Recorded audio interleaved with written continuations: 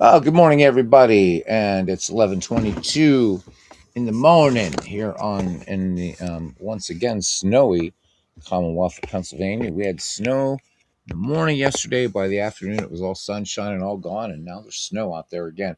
I am so over winter. Hey, Eden, how you doing? So it's going to be good evening for you over there. So good evening to you. Yeah, so here we go. I was going to channel my inner like Bob Euchre and say, and welcome to another edition of TP Talk. But I suppose we can't use that, and I'm a pirate fan anyhow, so maybe I have to find something else. So this is something I do every Sunday. If there's Dwayne Martz. How you doing? Dwayne, I saw your message this morning on Messenger about 11 hours ago, and you said, "Am I doing on anything on YouTube tonight?" And indeed, I did. So the answer is yes. Modern Relic, and how are you today? How's everybody? Hope everybody's well as we inch closer and closer to not only the Sunday Super Bowl Sunday baseball spectacular, which whether it would be spectacular or not is anybody's guess. And then February 10th, um, a lot of clubs, pitchers and catchers reports. So we're getting down to it, a little over 3 weeks away. Unbelievable. And love it, love it, love it. I know that everybody is all, um, a lot of people are ratcheted up about the football and the postseason and all that. But then there's that great game of baseball just around the corner. Samuel Smith, good morning. I haven't seen you in a long time. He says, Happy Sunday. April is a big month. Digital Diamond 14 with Status Pro Advanced and Payoff Pitch PC. And yeah, absolutely. I cannot wait. And let's not forget also, I guess apparently Sports Illustrated Baseball will also be implemented. And I'm hoping that once that implementation happens, that Richard Dombrowski will be maybe more inclined to. I know that you had mentioned to me that there is going to be a pretty significant update to Dombrov baseball coming this year, and because that's really, really a game that again I've said it so many times, and I will keep saying it. It's a damn fine game. It really, really is. It just suffers that UI is the worst. I mean, you can even get by the janky. I can get past even the janky ball flight stuff and that god awful dirge of a national anthem. There's so much to that baseball game. So Aaron said she got the PC version instead of the PDF version of Payoff Pitch. So I tell you what, I don't know enough about it yet. Um, so I mean, I would answer for me, I would get the PC version, but my preference is for playing digital baseball. Because then it's all there. I don't know how they're going to do season pricing or anything like that. I hope they're not terribly expensive. And Samuel says it's good to get both versions. So sure, I mean certainly if you can get both versions and you are going to roll, you just want to roll some straight up cards and dice and just use that because you can do manual entry in that. For me, it's going to be, again, just it'll be the PC version when it comes out. But so the PC version is an exact translation of the board game. So again, for me, just really not. I mean, I'm struggling to just find room to practice Magic. So to which just takes the size of like a large close up mat. You guys aren't magicians, so I don't know how to make that sense to you, but it's a surface that you perform and practice on and stuff like that. But I really don't even have room for my practice table up here, so I have to kind of put the mat on my lap, right, with a like a stiff piece of cardboard underneath, and you don't need to know all those woes. But I don't know. That's what I would do. I would get the PC version for myself. But if you can get both, get both. Before we get to the comments about comments, Paul informed me that there's going to be an update to Pocket Pennant Run today, and that I guess yesterday. So yesterday he said it would be Friday. So Friday there was a another update to the Baseball HQ app. So hopefully when I'll be on tonight, Pocket Pennant Run. I'll be on tonight anyhow, but when Pocket Pennant Run drops, We'll be on. We'll do a game. We'll poke around. We'll do some stuffies, which will be nice. What will be included? I have no idea.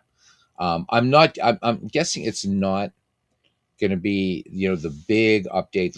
The two big updates I think that a lot of people are waiting for are fielding stats, to have those actually in the game, and then the other one. Boy, I hate when this happens. The other one, of course, is going to be the new rating system. So I wouldn't expect something that significant. So yes, it is free.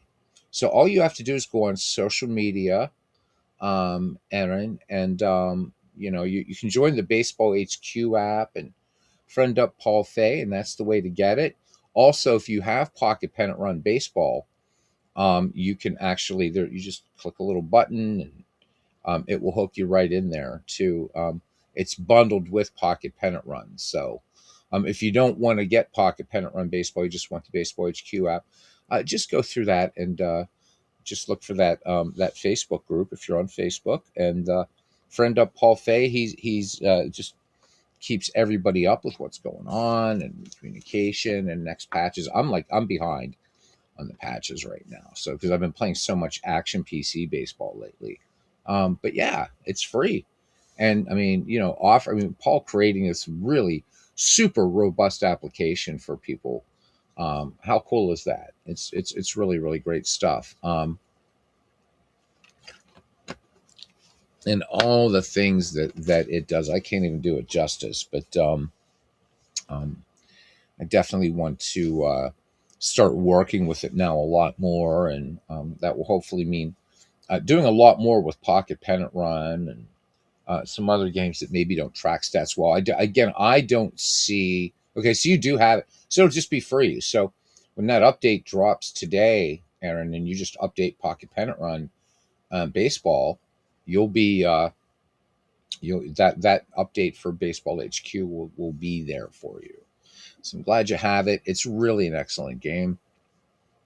Just a lot of fun, and I expect it to just the improvements this year to be absolutely crazy. And the game is such a steal. So do keep that in mind. And yeah, but you're right, Samuel. Geez, payoff pitch in the next edition of Digital Diamond Baseball. So Digital Diamond Baseball will then have Status Pro included with it. It will have Sports Illustrated Baseball included with it. Its own great baseball engine, plus an excellent board game companion. For me, the only part about that is that I guess now with Status Pro being implemented, I'm gonna have to just buckle down and well, actually, I wouldn't really have to. I was thinking about I could just buckle down and learn the syntax, but I really might not have to do that because I could use Digital Diamond along with something like Pocket Pennant Run or Action PC and just do the sort of point and click thing. But I'm really excited. Mark Cohen puts out a fantastic project all the time with Pocket Pennant Run base or with Digital Diamond Baseball. The very early days, I remember I started at version 3. I was still living in Holland, and I remember calling them, man, long distance from Holland to the United States. I'm like, dudes, what's going on here? It was kind of confusing at first to work with, but it's gotten a lot better. What I would like to see that maybe made more robust is, so if you want to do a season replay in Digital Diamond Baseball, it's pretty easy. You just install the library and you're off to the races. But I would like to see that. I would like to see working, more toward kind of draft league and stuff, and maybe all time greats leagues and stuff like that. It's still, it's still not where to the ease of use that you have with out of the park baseball and with action PC baseball, and for that matter, Pocket Pennant Run as well. So hopefully that will continue to be worked on as there's a lot going on. I know people will talk about baseball for Windows being kind of crazy to navigate. Sometimes Digital Diamond can be that way, but it's still, for me at least, but it's still such a great game. Samuel, who likes to spend everybody's money, continues. He says, for football fans, Apple is making Apple Football Go for PC with master module, just like the baseball game. So, quick news on ApaGo, and I'll resubscribe to it when Cousin Ken's ready.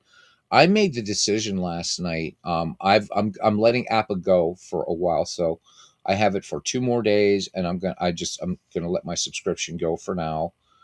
I already do have the purchases that I made, like for the Master Game Edition will be there.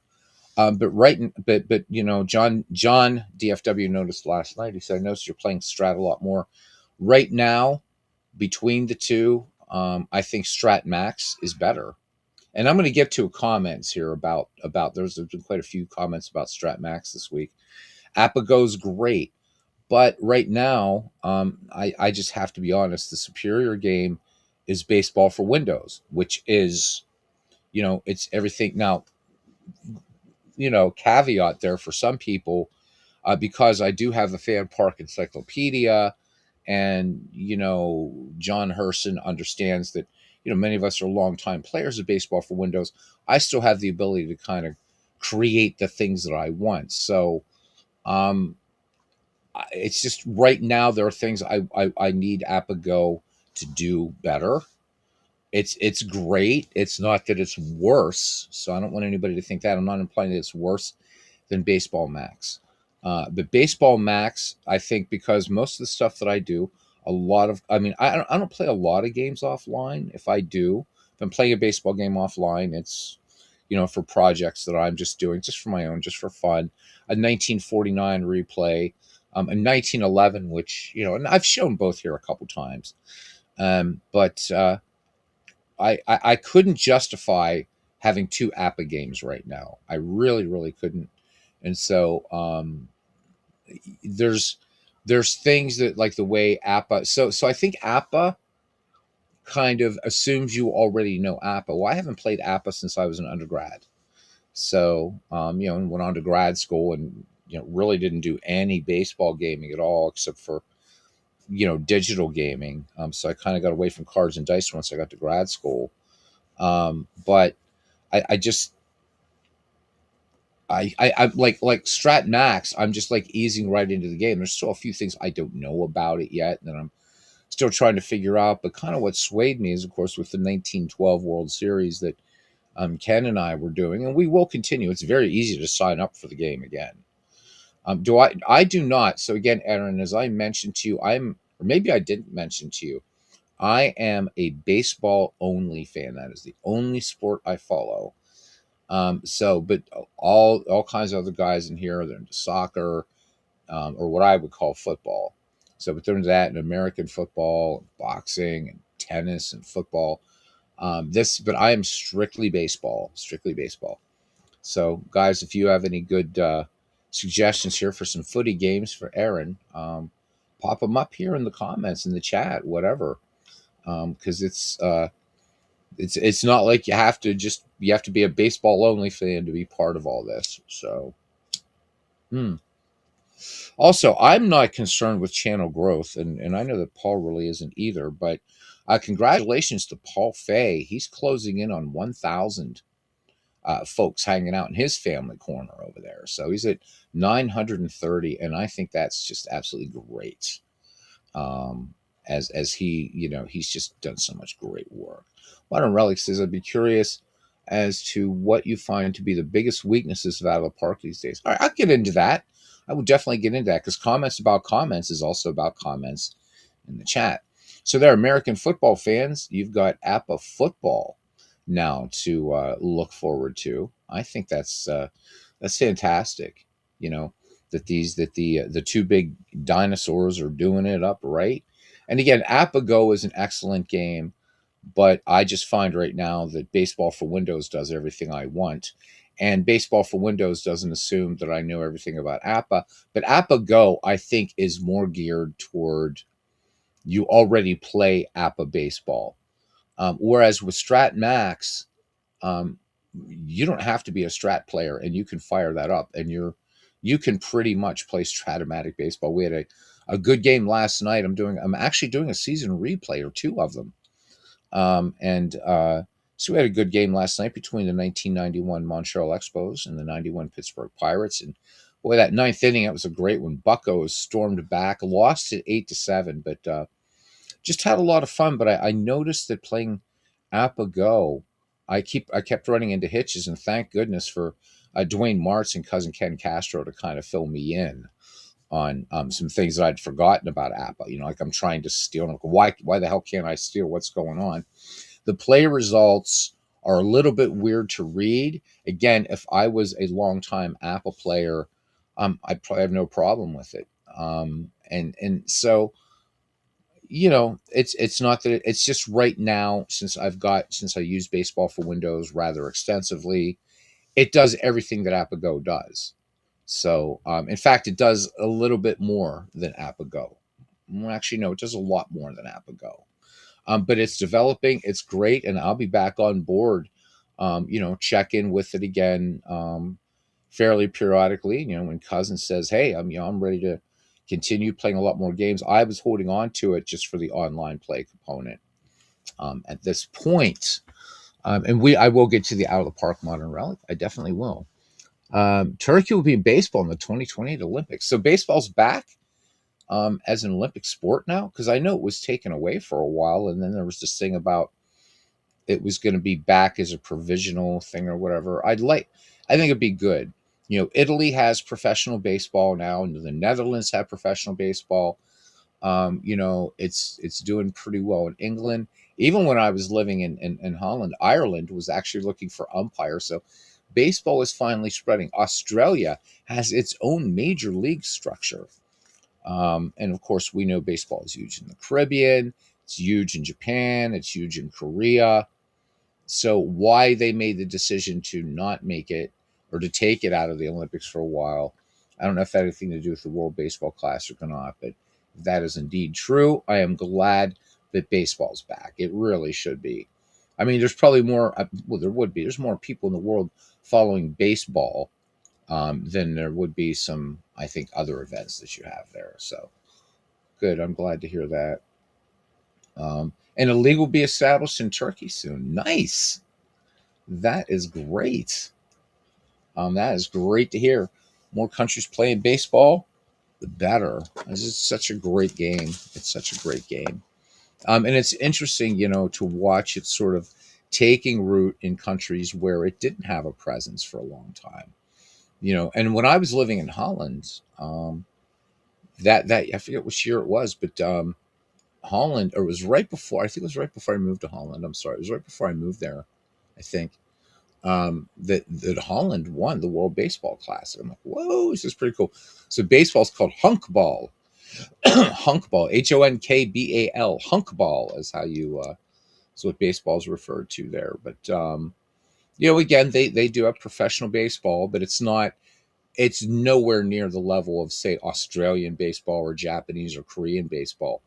But people do like it there. I mean, footy over there is still the big game in Holland, and it always will be. But it's nice to have seen it. And Italy, they're really Francesco.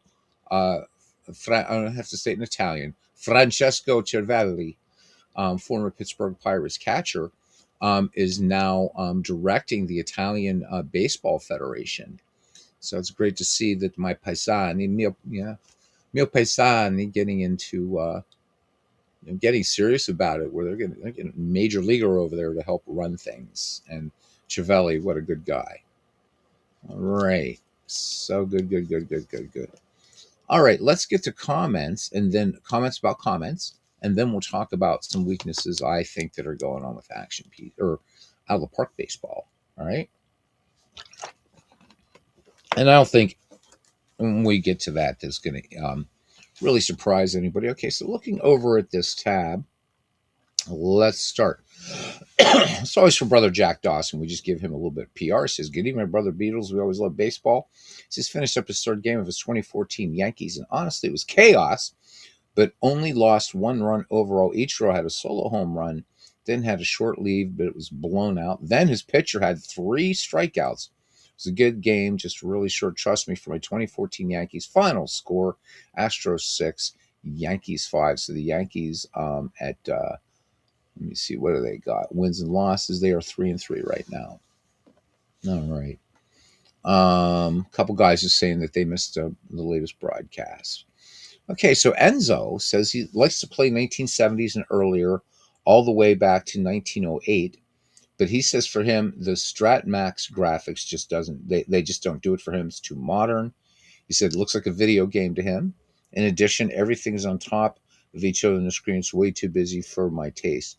And see, he says Apago he likes, and that is completely valid criticism. Certainly, um, Apago does have that more old school baseball look. There's no denying it. And when playing Apago, it reminded me a bit of quite a bit of baseball for Windows. And I do like the fact that Apago gives me the speed of the runners. I don't have to go. There's a lot the game does well. It's just right now it kind of doubles what baseball for Windows does, but not as much.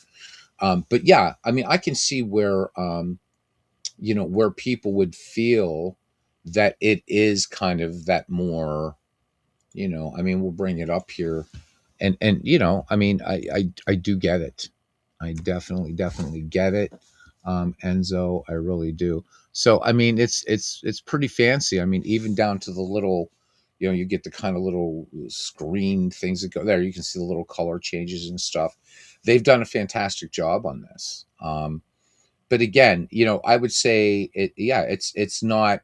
I guess if you were playing something like 1908 or something, yeah, the immersion factor, looking at this wouldn't be there. Whereas if you were playing cards and dice, it would certainly be. So yeah, I get that. Would it be really cool if if they had like a um, a kind of an alternate interface? That would be nice. And one thing I would like to see from Strat Max, while we are on the subject of Strat Max, is so I would like to be able to work at the player level because um, Ken Castro had asked last night, would it be possible to replicate the upcoming Michael McGreevy League in Strat Max? Right now, it's not possible. Is you can create tournaments of teams, but you can't. The only draft you can do is just a single season type of draft. So right now, you couldn't do like an all-time great, and we're going to be getting to all-time greats as you saw in the tin, but you can't do that yet in this. But I hope that's something they add down the road. I mean, for goodness sake, they have everything here back to 1871. So why not? And I mean, it'd be kind of interesting to see just how Strat does with 19th century baseball. It really would. But anyhow, let's go ahead and close this for right now. Boom. All right. So that's that comment. So thank you, Enzo. Appreciate that. So Mike Koss, Blue Rose Case, and again, I talked to you about the great roster sets that he's been doing for Action PC. So here's what he's looking at. He's great videos always. Well, thank you, Mike. He says a couple little quirks irk me about StratMax so far, and I hope they can improve upon. So he says number one, having to click into the player card to see the current season real stats should be an option to display this right on the field. Um, Having to click into a player's card when they're on base to see their speed, steal ratings. Yeah, that's the big one for me. He said this all should display once they reach base. Yeah, because again in Strat Max, um, like so I mean, for players or whatever, Ricky Henderson's on. You don't have to look at his card. Ricky's going to be off to the races. Or if you're playing a season with Vince Coleman or Hannes Wagner or Ty Cobb or Eddie Collins, Lou Brock, those guys are going to steal, right? But he's right. He's absolutely right. And if you're playing the cards and dice game, of course you can just look at the card. But this one, yeah, you kind of have to click around a little bit, and I think I think they're up to the challenge of fixing that. We'll see. He says number three, I haven't been able to find any references to a player's actual age, regardless of season playing or looking at stats. This would be nice to see at very least looking at a player's card. Agree. Would like to see them at the very least, again, talking about Strat, put ballpark pics in the background versus the fake stadium. Yes, yes, yes, and yes. And so what's curious, so you know what, I'm going to leave it up and I'll just minimize it because I'm going to show you that it does kind of do that, but not in the way that you might think. And let me just get back here because I don't want to miss any comments. All right. So let's go back to here. And yep, and let's do okay. So if we go to what is it? What is it? What is it? Is it in tournaments? I'll find it. There's a couple ways to find it, but let's just go ahead and let's just view somebody's tournament here. Who's ever. Okay, so if we go to because you will see, I think I just have to pick a team here. Maybe Cleveland 1970 box score. I think it is Cleveland. Yeah. So right here. So we've got the 1970 Cleveland Indians on the screen right now. If I click on ballpark, there you go. Look, there's a municipal stadium. So it's there. And again, they could do this. Again, with just drop down menus because you can already right select the cards. So like if we go back here to the roster, and let's just pick whomever from the Cleveland Indians here. All right. So there we go. There's Ken Harrelson, right? So I can look at Ken Harrelson now in game. If I was playing an actual game, oh, there we go. Actually, I don't have to be in game. Look at this. So there's a drop down menu that will load these cards in. So right now we're 1970 Ken Harrelson. If I wanted to look at 1965 Ken Harrelson, well, his card, and it's better to see with the ratings, but the card changes up. But if you look at the ratings here, you'll see this. All right, boom, there, look at that in real time. So they could do that. It would be nice to have the ballparks. Absolutely on board with that. Absolutely on board. So there we go. So good. And so we talk about criticism. It's more criticism as in positive feedback, not criticizing the game. All right. So, and I'm way behind in comments here. Wow. Jeez. All right. There we go. And there's Cousin Ken. Good morning, Cousin, in the chat. Surprise. Yep. Starting to do these every Sunday. Comments about comments. There's Alex. Can Out of the Park improve graphics? Not so much like the Showman improvement over quasi stick figures. We'll get to that. So great to see you, man. It means brains in English. And he's a smart player, Mike Piazza. Mike Piazza is originally from Pennsylvania, but he's a good Italian boy. And so light years from home, by the way. So it's a non-baseball channel, guys, but it's one of the most incredible channels, one of the most incredible dudes ever here. Is my friend Alex, and his channel is Light Years from Home, and it's based upon a beautiful, amazing simulation.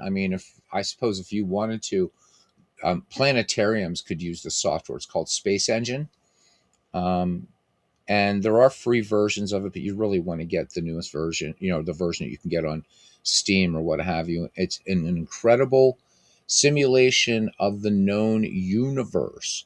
It has procedurally generated planets, but everything is based upon sound astrophysical, astronomical data.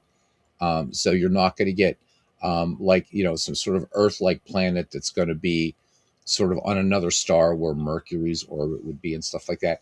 And it's beautiful. It's breathtaking. And if you subscribe to Light Years from Home, you go through all those things. He does a lot of stories, asks a lot of provocative questions. It's incredible. Just incredible. So please do subscribe to that. It's great stuff. Great to see you, Alex.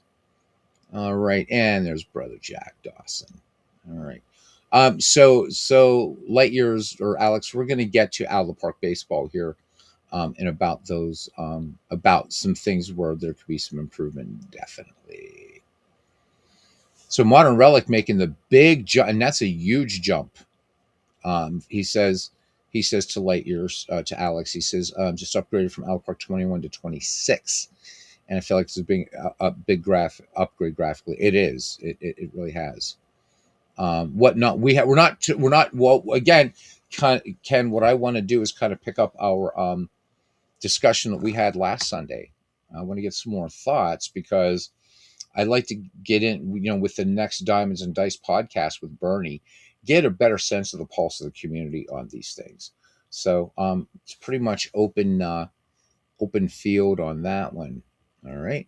Hey Gary, how you doing? He says greetings and happy Sunday to Beatles and the chat crew. Absolutely, man. Welcome in. Tessie Ashpole says morning Beatles. Says like the spontaneity of these streams, especially the mornings ones with your coffee. Good. I'm about the spontaneity because as Paul faced it, I have a butterfly-brained way of going about things, and I own it. Nathaniel misses baseball. A little over 3 weeks, man. Pitchers and catchers report February 10th. Mark it on your calendar. All right, let's get to some more comments or to more what Mike had to say. He says, of the online subscription options so far, this is my favorite, followed by Dynasty League. I'm hearing a lot of good things about Dynasty League baseball.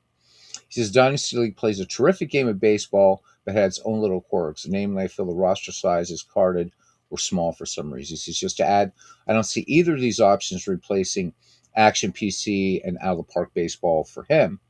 Unless they continue to really evolve. Action still feels the most immersive for him, especially for historic seasons. All good things. And I don't think that they will either. And I mean, with the limitations of what you have with cards and dice, and that's not a knock, but there's more limited kind of sort of play things than when you have a game that's written specifically for a computer. That's not necessarily, a better thing, but you do have more options. And again, as Dave Cook has said, if it happened in baseball history, it's coded into Action PC baseball. Plus the fact that you can do normalization and things like that. And that would be a better segue into the next thing about leagues and stuff like that, that you can't really do for by and large with cards and dice baseball. But still, cards and dice do have that visceral thing going on. And I'm even having fun just doing it just like this with, with Pocket Pennant Run and Strat Max. Okay, so Mick F this is going to end up being a good part about Out of the Park too. So that's all right. These things grow. He says maybe at some point you could explain the development lab feature of Out of the Park 26 and how it might be utilized in the Michael McGreevy League. He says, if I understand, the Dev Lab can be used to train players to improve or become experienced at new fielding positions, among other things. In my case, I was looking at candidates for a ninth team, which is still possible, by the way, Mick. He says, in the outfield, my three best candidates are all primarily rated at center. A one center fielder has some experience at right field and a great arm rating, so I'd want him in right. The other center field has no experience in left, at least for the season selected to import him. But in his career, he played several seasons at each outfield position, and he's had some pretty good fielding ratings in left field. I'm just curious how, if I'm wasting my time, all three in the outfield for a project such as McGreevy. So no, you're not. You're not wasting your time at all, Mick. And we'll talk about the player development lab too. That was one of the driving reasons for wanting to use Out of the Park baseball for the new Michael McGreevy League. That's spring training. Okay. So I wish I could get into it. You can't. So you're not a spring training guy. I get it. All right. I get it. And cousin Ken Castro says, we don't need no stinking options. Fair game, brothers. Fair game. All right. Which do we tackle first? Let's tackle the Out of the Park stuff first. And let me see. Do I have Steam up here? I believe I do. So we can go ahead and close Strat. Bye, Strat. Bye. Lad, we hardly knew you. All right. Let me see. Yeah, you can see I've been busy buying games. Good God. I got to stop and play them. I was playing Talisman last week. Whatever. We're not going to get into that. That's out of the scope of this. Let's go to. I had to bring up Out of the Park 25 to show something to somebody. So let me get to 26. There we go. All right. And we're not going to play a game. Not right now. I mean, maybe later. But let's just bring it up. So we're still waiting for those of us who beta test Out of the Park 27. We're waiting for the first beta to drop. So, but we definitely don't want to necessarily rush these guys. So And no, I still haven't moved everything over to my faster PC. And this one is so clogged up with music software, so it's going to just take a little while to load things in. So just give it a minute. We'll talk about some things about Out of the Park 26. Okay, and play Out of the Park baseball. All right, so Alex, you're correct. I don't think at this point it will it ever be MLB the Show level graphics? Probably not. Probably not. And I don't think that I don't think that's really kind of their aim. But that being said, for what this is at its heart, a text-based baseball simulation that gives you the whole damn toolbox to play with. The graphics aren't too shabby, and I mean, certainly, could the player physiques look better and everything like that? They could, but what I would like to see them, I think develop more, and there is a significant leap in graphics. Though you have the skyboxes now. Let's load something here, and I go to my Myths League only because I'm using all the included ballparks in this. So let me find it. There it is down there. Let's load it up. And this will be a nice segue eventually into after we get done talking about Out of the Park baseball and its challenges and all that kind of stuff. Then we can sort of just get into this a little bit deeper conversation about non-season. So I should have said non-season replay projects. Joe Murdy, Joe Murdy, where have you been? Haven't seen you, Joe Murdy, and geez, what's been since what 1949? It seems like since you've been in here. I hope you're doing great. There's Jeff Ray. He said Jeff Ray is here. He says hi all and hi Jeff. Great to see you for our comments about comments here on still Sunday morning, still a minute left to the morning. So again, sorry this is taking so long, guys. I'm just right now too lazy to move it. Or I have a new PC, and it's like a dragon and stuff like that. But to move all these baseball games right now, and have to go out and buy another monitor so I can do broadcasts, I'll just let it sit there and do what it's doing. And yeah, it's like grindy. On my other PC is like zip, it's done. But I got to give the old gal here a little bit of patience. So right now we're talking about some of the graphics, but let's. I really don't really care about those right now. Thank you very much. Got C64 forever just so I can play micro league baseball. So it's no secret that one of the challenges Modern Relic about Out of the Park baseball largely are defensive ratings. Defensive ratings are kind of they've been sort of a bugaboo with Out of the Park baseball, but I have seen some really marked improvements with it with each successive release of it. I think that the AI still needs some work as well. The computer AI, it will sometimes make some bonehead moves. I've noticed that more of those bonehead moves though aren't made so much in the main game as they have been in sort of tournament type things. So and I think another challenge for Out of the Park baseball is to make the tournament part of it. It seems like it's bolted on. It's almost like there's three things going on in Out of the Park baseball. So you've got the main game, which we're kind of looking at one of the gazillion screens here. But then you also have the like the tournament part of it, and then you have Perfect Team, which I don't play. So I'm not going to really I'm not going to that's not really germane to this discussion. Perfect Team. Because I can already make the perfect team in this game, so I just feel why play it. It's collecting baseball cards, it's fun, but I like watching other people do it, like Mike Silva. So there's that. It just seems like it's its own different thing, and like so in here, right? Let's say I wanted to replay the 19, and I would have to get back to the tournament mode, and I wanted to, let's say, replay the 1954 World Series. Oh, well, in the main game, I can rename the Guardians to the Indians. In tournament mode, I can't. Mike Silva's uniform mod doesn't quite load properly as it should in the tournament mode. Um, the other thing that I would like to see, and again, this is not a bash. Hey, Tim, great to see you. Missed you last night. It is great to see you. Um, and then we'll get to, yeah, some modern relic. Yeah, I mean, perfect team. So, and a lot of people who don't understand this game on Steam will say it's pay to play, it's pay to play, or pay to win. No, it's not. Out of the park baseball. Once you spend that $49.99, or you wait till it's on sale. You know, some people do. I've seen it. What was the lowest price? I think I saw it this year was $9.95 for this thing or something. Um, you've got the game. You never. I don't touch Perfect Team. I think the last time I logged into it was early on Out of the Park 2025. You don't need it.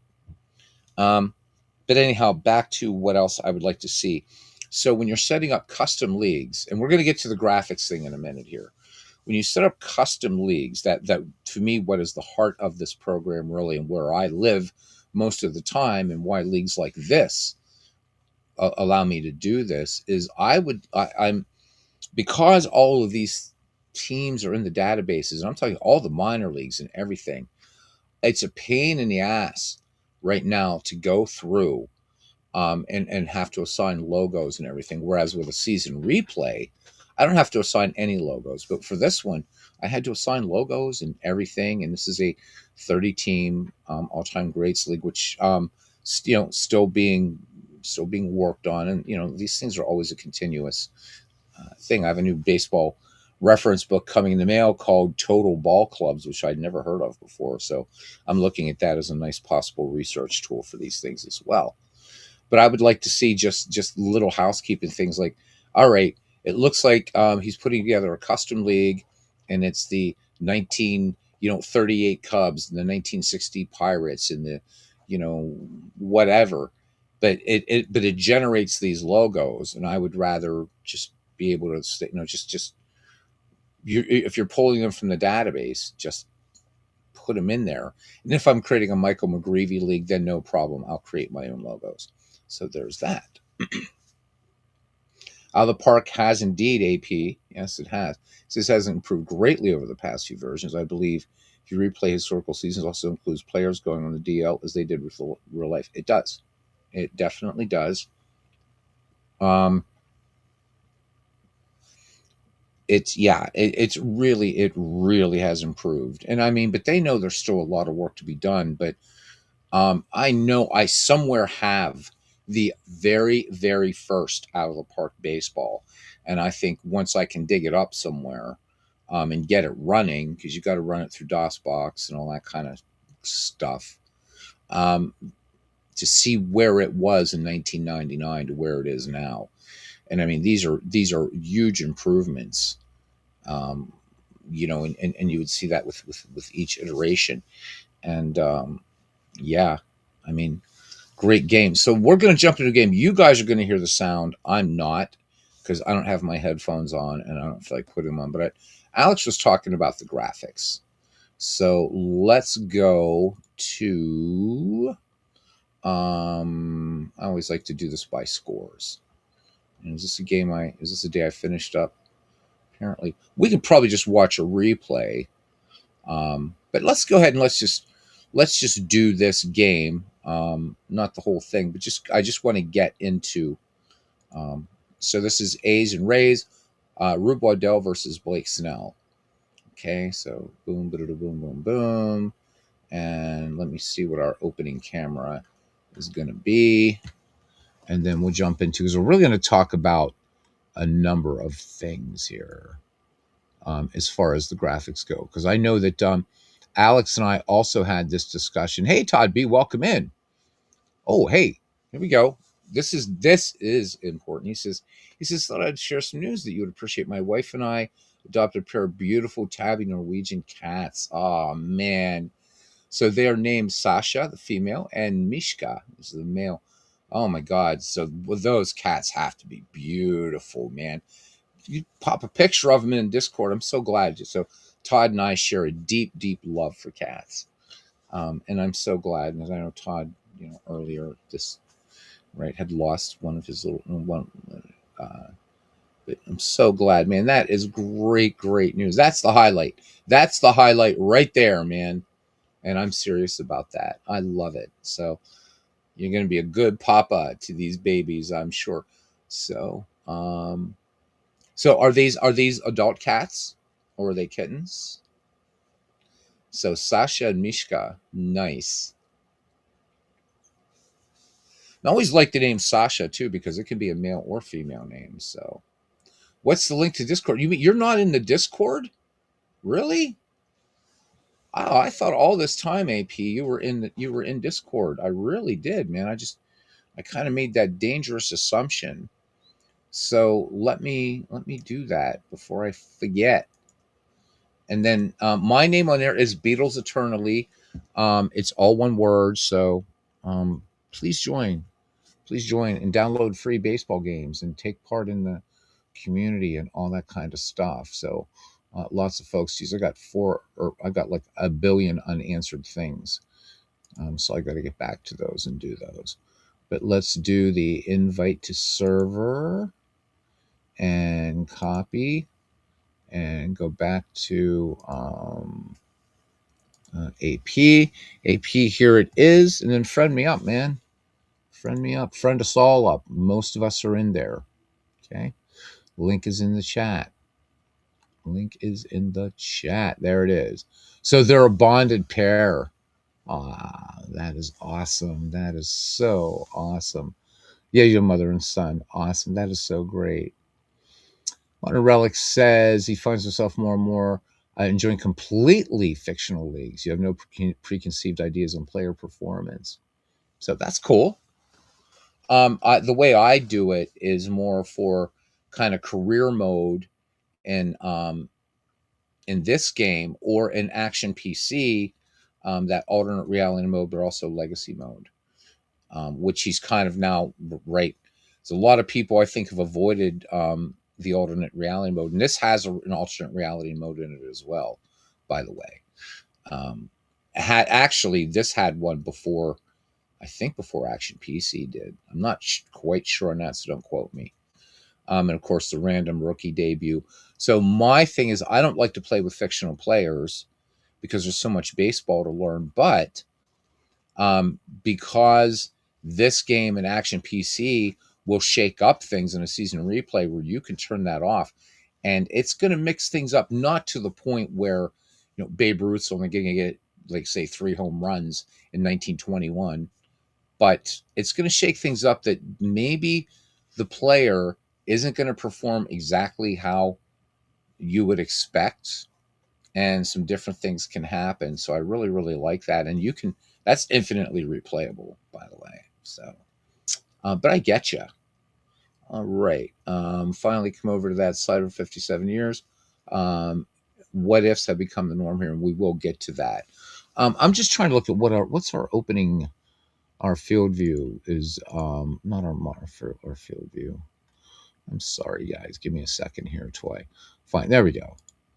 All right. I don't have Mike's park pick um, in here. So we'll just go to default and let's go ahead and start the game.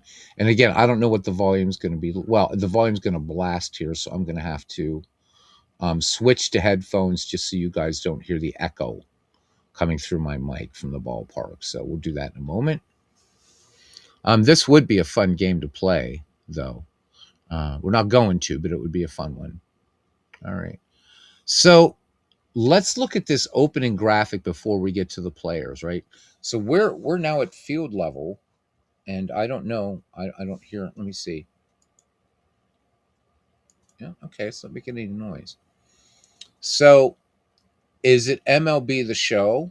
No, but and I mean, yeah, I guess you could say Action PC is pretty amazing looking because it uses real ballpark photos. But so these are not the ones that Mike Silva did. His are beautiful, but they're using something completely different here, and you can tell just by the texturing. I think this is pretty damned incredible looking. Monorelic says, I can't get past drafting Lou Gehrig as a rookie to watch him develop into a singles doubleheader. Well, again, and that's what Player Development Lab is really useful for. So, again, as Legend Sports Universe has been talking about on his, you know, podcast that he's been doing, that you are creating those narratives, those stories. Okay, so we're going to zoom in a little bit to some of these players. So let's change our view up here. Let's see how close we can get in, because I mean I know what Alex is talking about. I really really do. See with the close camera. Okay, so you can see these guys here. They don't look like, it's not to the level of MLB The Show, but it's not bad. I mean, I think they got to work on the physiques a little bit more. You got this kind of weird sort of arm, and there is that kind of stick figure kind of jam to it. But let's just we'll do our little. I don't think it's bad. I mean, I think it's actually. I mean, again, for what is a text-based baseball sim, this is pretty damned incredible. Look at that, nice animation and all that kind of stuff. You know, and you can set that animation speed to wherever you want. Now, normally I wouldn't play a game from this perspective, but let's go ahead and just let it play for a few minutes while we talk about some more of the things. Um, I mean, you got like correct field movement. Of course, that one's gone. There we go. So Mark McGwire goes yard there.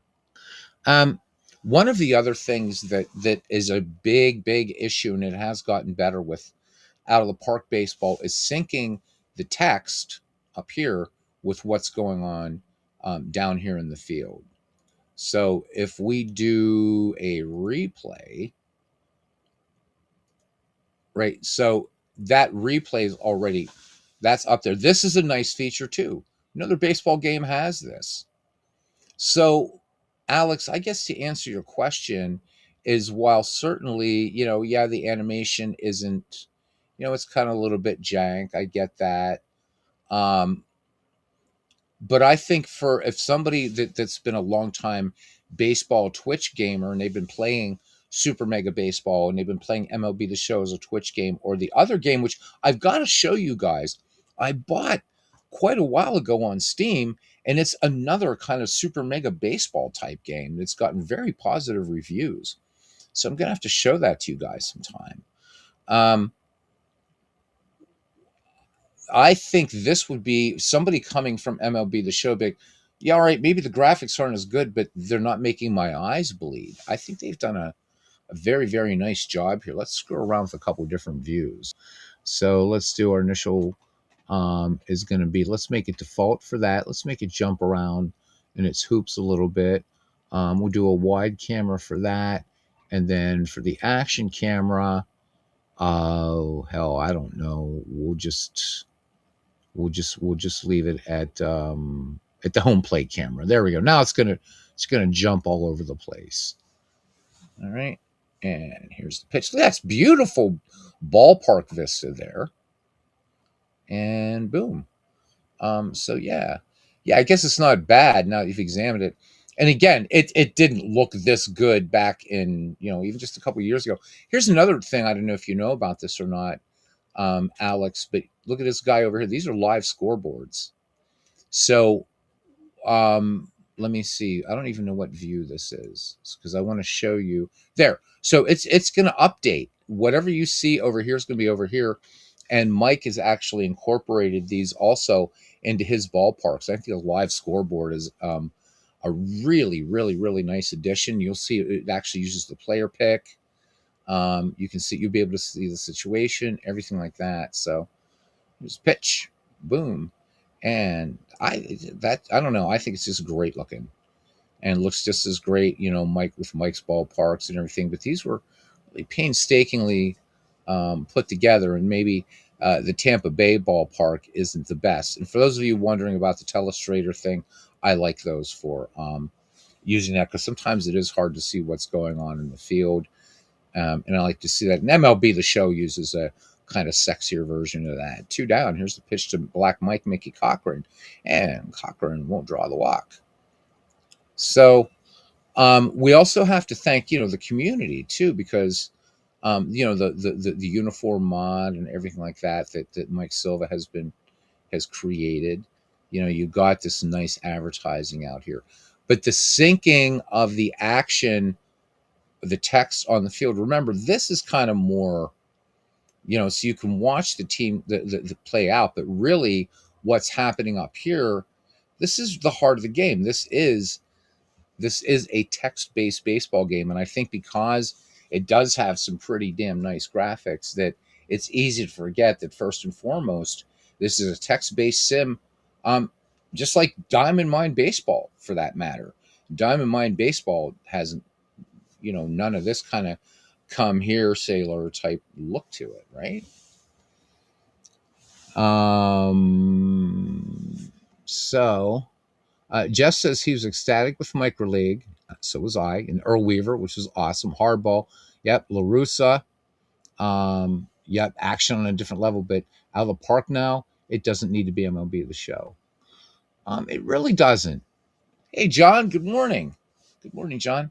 I mean, it doesn't. Would I like to see that happen, Alex? I definitely would.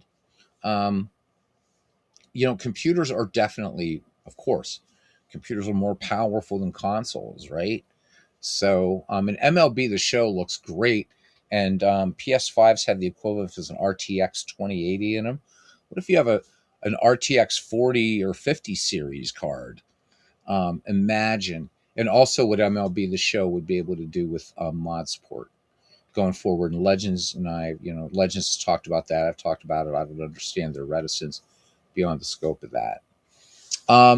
I think the other thing, let's just go ahead and we'll just play this game while we're talking.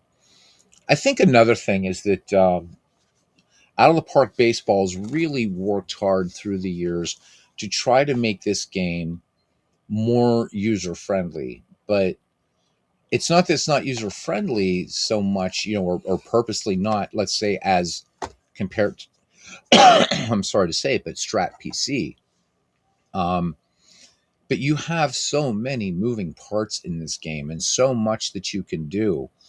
I think they've done just incredible work in kind of streamlining what's going on here. That I'm not sure what else they could do at this point. But again, the Wizards there will probably figure it out. Yeah, and that was basically Modern Relic mentioned, Jeff. That was kind of the way I did too. Because Earl Weaver Baseball, you could build your own ballparks, and of course, Micro League Baseball is amazing, and let's not forget Full Count Baseball. And yeah, so I went on that trajectory as well, and I thought, and it's still great when I show it on here very occasionally. Old time baseball, people are like, "Whoa, what's this? This looks great." Is old time baseball, and I remember buying that at Electronics Boutique.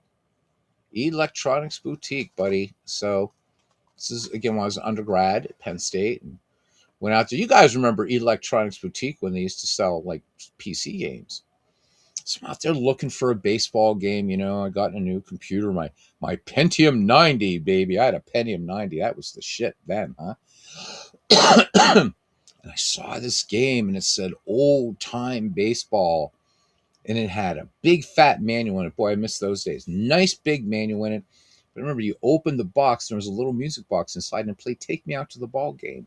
And how I'm like, oh, this is amazing. Okay, turned it around, and it said over 13,000 plus players. I'm like, that's it. I'm biased. Draft your own leagues, create whatever. We could create Michael McGreevy in old time baseball, and I show it on here occasionally. So that was part of originally, right? That's part of the Tony La Russa series of games.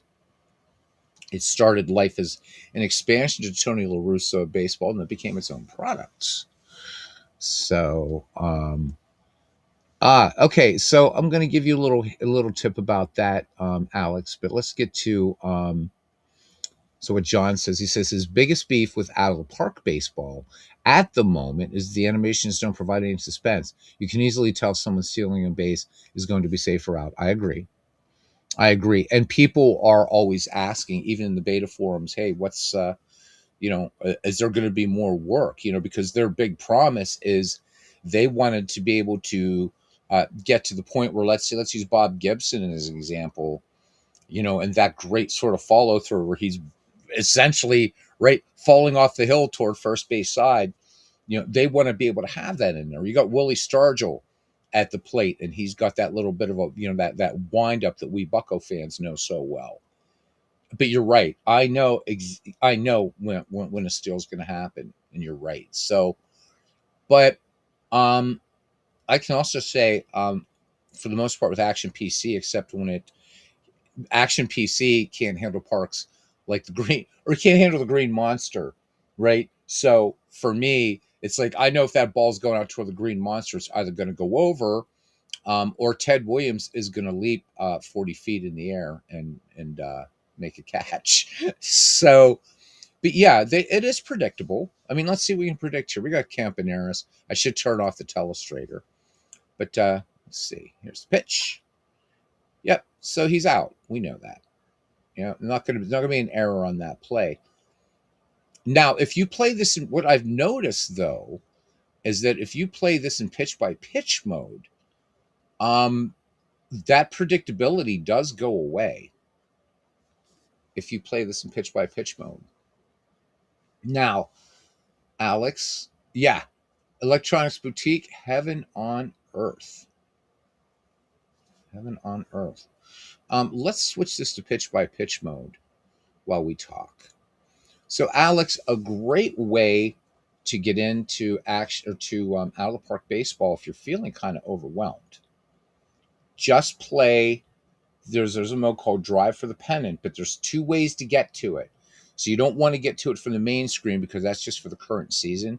But let's say Paisano that you want to do. Um, and while I just noticed something here that we do got to talk about. But this isn't out of the park's fault. We're talking about defensive ratings.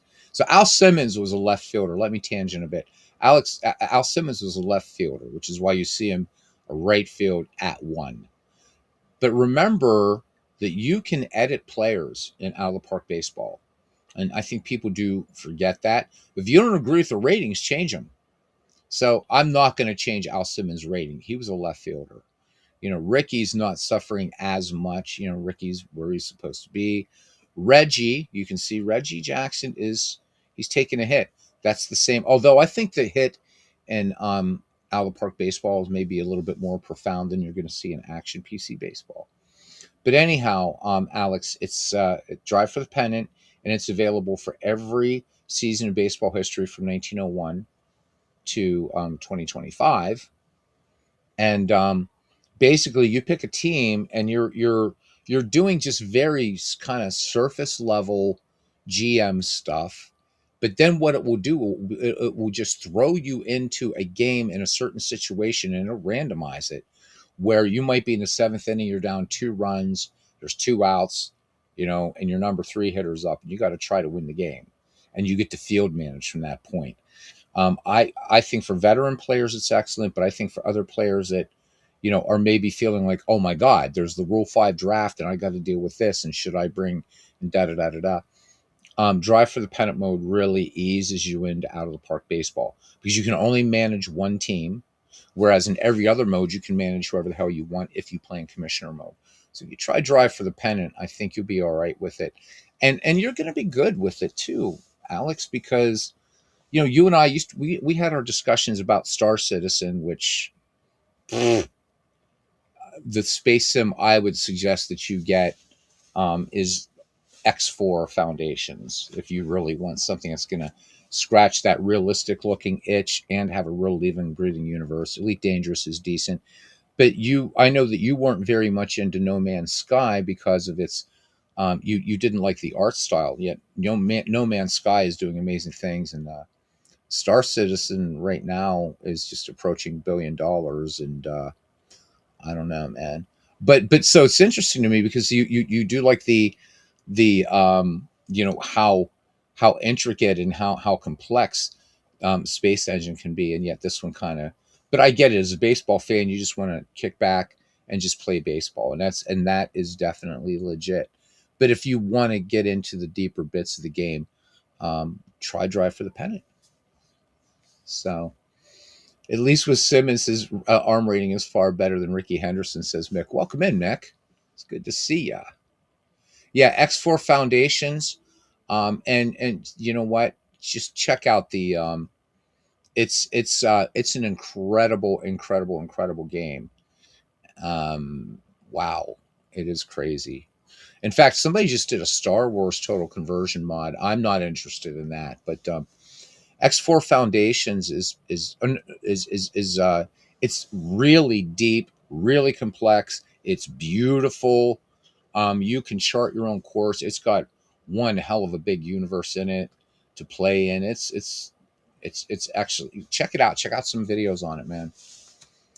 All right. Let's do a couple pitch by pitches here, and there we go.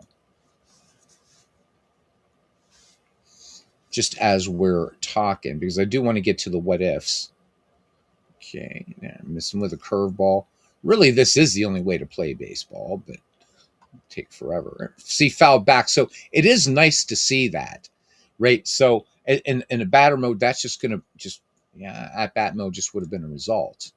But to see the pitch foul back, to watch that, between pitcher and catcher, and Legends has been doing really well with now see that one again. I don't have follow ball turn on because it makes me seasick. But there we go. Look, that's nice action, man. And had no idea that was going to be a triple. But we love them. Um, I really like. You know what? I think I'm going to keep this view. So if the action camera is going to be the HP camera, I think we're going to put everything on HP. There we go, except for the above. All right. That's what you. So Hfield says that's what. You're not late, man. That's all right. I'm not taking attendance. Anyhow, welcome in, Hfield.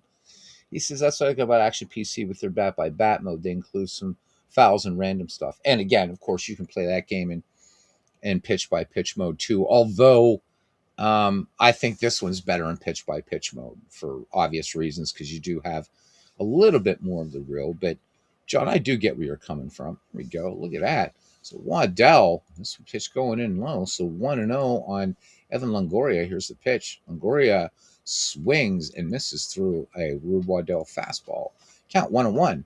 And fly ball out to right field. And I have to again work on the camera angles here, but hook and foul. But this is more just about the graphics in this game. All right. And here's the pitch from Waddell. And this one missing low. Count 2-2 on Longoria. Runner in third, Carl Crawford. And Oakland leading this one 1-0. Bottom of the first inning. Fly ball out to right field. Ranging over. This one is going to hook around the foul pole as well. So Al Simmons giving chase. All right, here's the pitch. Longoria swings, and this is going to be chopper. This one rolls foul. So Longoria giving Rube Waddell a little bit of a battle here. Swing and a miss, strike three. Big old hammer there dropped by Rube Waddell. All right. Alex says, I edited myself into the game, inflating the way I played in my 20s. Gave myself as real hypotheticals as possible. That is to say, ratings 49% to 63 max being center fielder, playing at 80. Pittsburgh starts downfall. So, yeah, I mean, it's just so let's get into our main thing here about what ifs, because we got last week, and thanks to Ken and to Mick, we actually got into a deep discussion about a league like this one that you're seeing on the screen. And I should just put this on autoplay. Let's see if we can autoplay this guy. Not autoplay, but let it just play like without me doing it. Let's go to slow, I guess. And how do I do this now? I don't want a quick play. I just want the I just don't want to have to hit continue. Where's the settings for that? Or where are the settings for that? It's under game options, of course. Let me see, because we're just gonna let the game just play while we're talking. All right. Because if not, I'll forget to keep playing that. So we got game sound enabled, blah blah blah, show fireworks, blah blah blah blah blah blah. Delay before at bat, delay before pitch, delay between action plays, delay between. Oh my God. Okay, so I have to remember. Oh, these are done by seconds. How do you do this now? Because there's a way that I could just let the game just play, and I forget how to do it. For as much as I do know about this game, this is the one thing that I always forget how to do because I just usually don't do it. So mea culpa, mea culpa, mea culpa, mea culpa. Full detail, normal, speed, delay mode, no. Oh, damn it. Oh, hell, I'll just keep. Oh, there we go. It's right there, right in front of my face. All right, there we go. So it's just going to play out. If you guys want to watch, you can watch. And we're going to keep it in pitch by pitch mode. HVille says, like a decade ago in the Outlet Park forums, people used to run creative player leagues where you got a cap of points to make a player, and a bunch of people would then, and then the guy would sim everyone's career. Pretty cool. So what this started about was last week when we were talking about these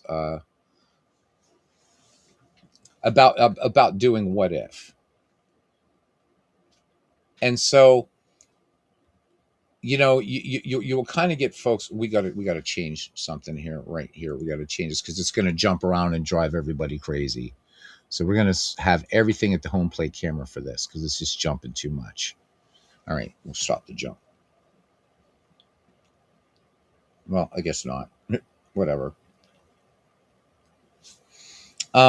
Is that we so when you go into something like this, how much accuracy can you possibly expect? Because Rube Waddell, um, not facing or any of these pitchers, right? You're not; these guys never faced lineups like this. Let's hit escape here because I do want to change something because that flashing is giving me the fits, man. It's giving me the fits.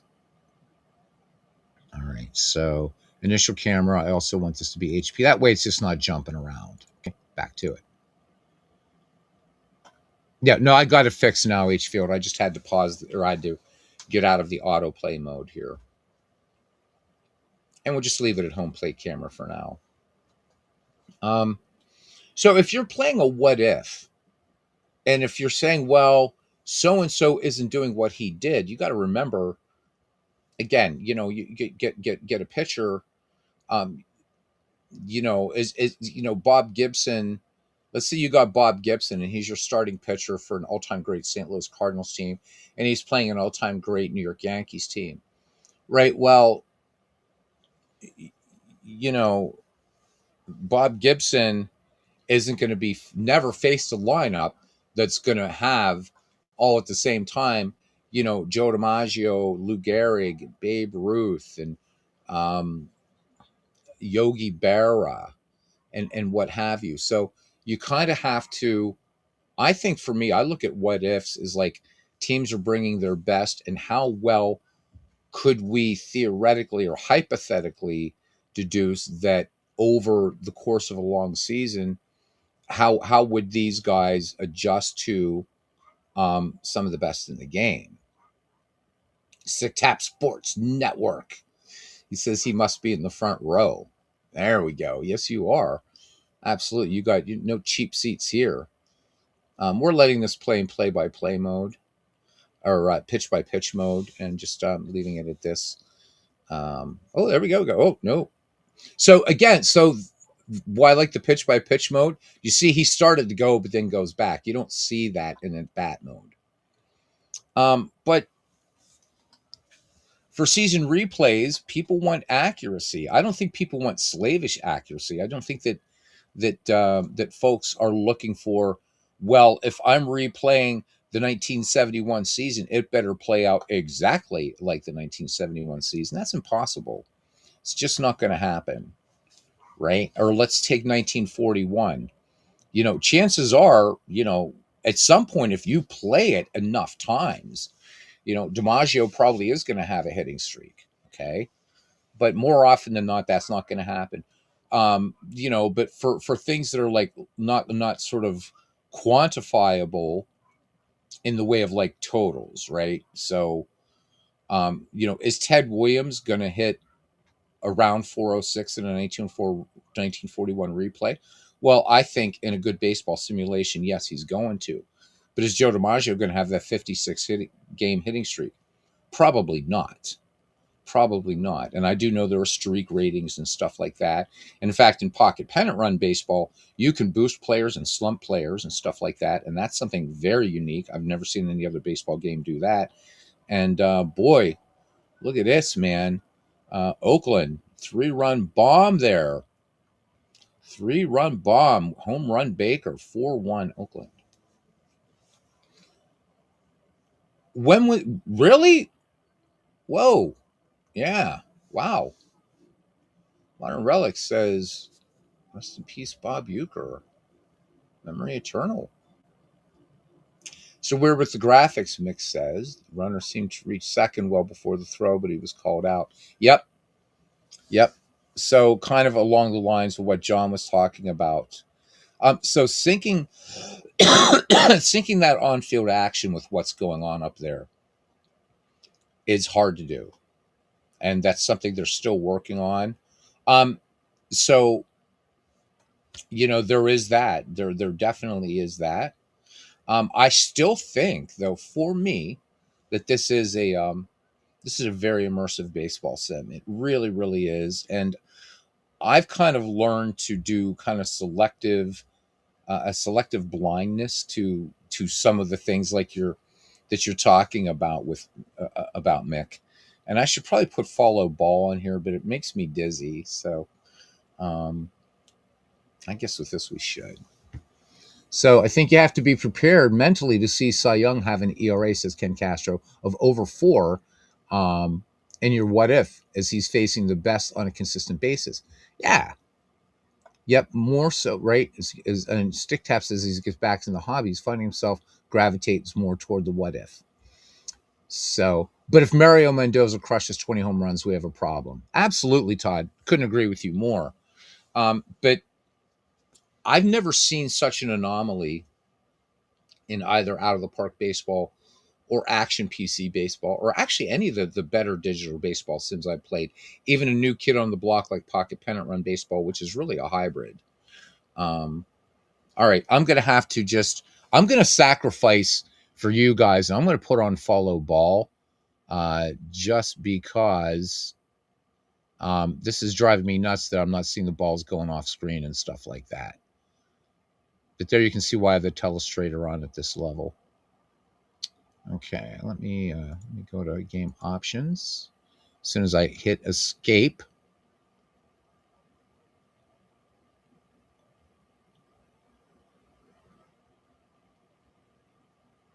All right, so this should be the next one. Okay. Yeah, there we go. Let's go to game options one more time. Just because we're not seeing any foul, right? So you're not going to see, like, you're going to see in this game foul balls if you play in pitch by pitch mode. Then you're going to see foul balls make it into the seats. You're going to sometimes see them drop, things like that. So, but we'll follow ball, I guess, or we could do the dynamic camera is weird. Let's mess with the dynamic camera first. I'm one of those unfortunate people.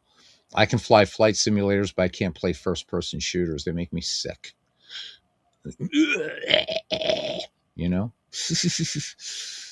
Oh, can I even turn on? Oh yeah, there we go. So, where is it? Maybe I can't. Oh yeah, there's follow ball there. Let's turn on the dynamic action camera and let's see if that gives us a little bit more love. And we'll do this and back to the game. There we go. So Stick Tap says he had Denny Doyle go yard twice in the same game. In the year he did not hit a home run. My conclusion: why not? Well, I had Denny Doyle raise some hell in a Strat Max game. Isn't that beautiful? Come on, Alex. Anyhow, in a Strat Max game I did the other night, Denny Doyle went nuts. It was like he had an entire season in one game. So, conclusion: why not? Absolutely. It's a new narrative. It's a new narrative. H Field says there's a fun way to do historical out of the park where you can let the game engine take over and you get some lower end players breaking out and then some big time players flaying out early. Yeah, absolutely. Todd says that, wait, let me skip back here and skip Ken. He says, my latest what if came at the heels of an intense Phillies as played full replay. It was quite a contrast. Todd B says, in my what if project, most great pitchers are running a run or run and a half over their season norm. But like Ken says, they're facing better batters. Yeah. I mean, so it wasn't like, Babe Ruth hit those 60 home runs in 1927 and he was only facing Walter Johnson or, some of the best pitchers of that time, you know, or McGuire and Sosa did all their crazy stuff too, right? They weren't seeing, just Greg Maddux or whatever. You guys get the point. I mean, some of those home runs came off of not very good pitchers. So there we go. So running catch, we probably should have follow ball on for this instead. Now I'm really going to get seasick. Now I'm really going to get seasick. But if we're going to let this play out, why not? Let's give it a second here. I don't know. I think this game. I think this game does a lot of things right, and it does a lot of things that you know that still there's a lot of room for improvement. Where's follow ball?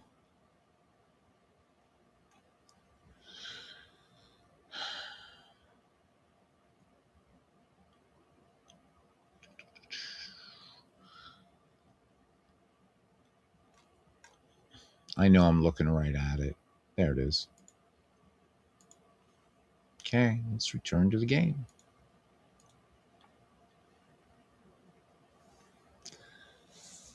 So Mick says he started one season replaying Strat Cards and Dice back in the day. After that, it's all been what if. There we go. There's a little bit more kind of boom. There we go. A little foul ball caught there by Mrs. MV. Selective blindness. Great term for coping with the unreality within our hobby. Thank you for that, Jeff. Best thing I could come up with off the cuff here, my friend. Again, Ken says when I was 12, the colorful brochures promised you could pit Walter Johnson against Mickey Mantle, a clue from the past to the viability of what ifs. I like that.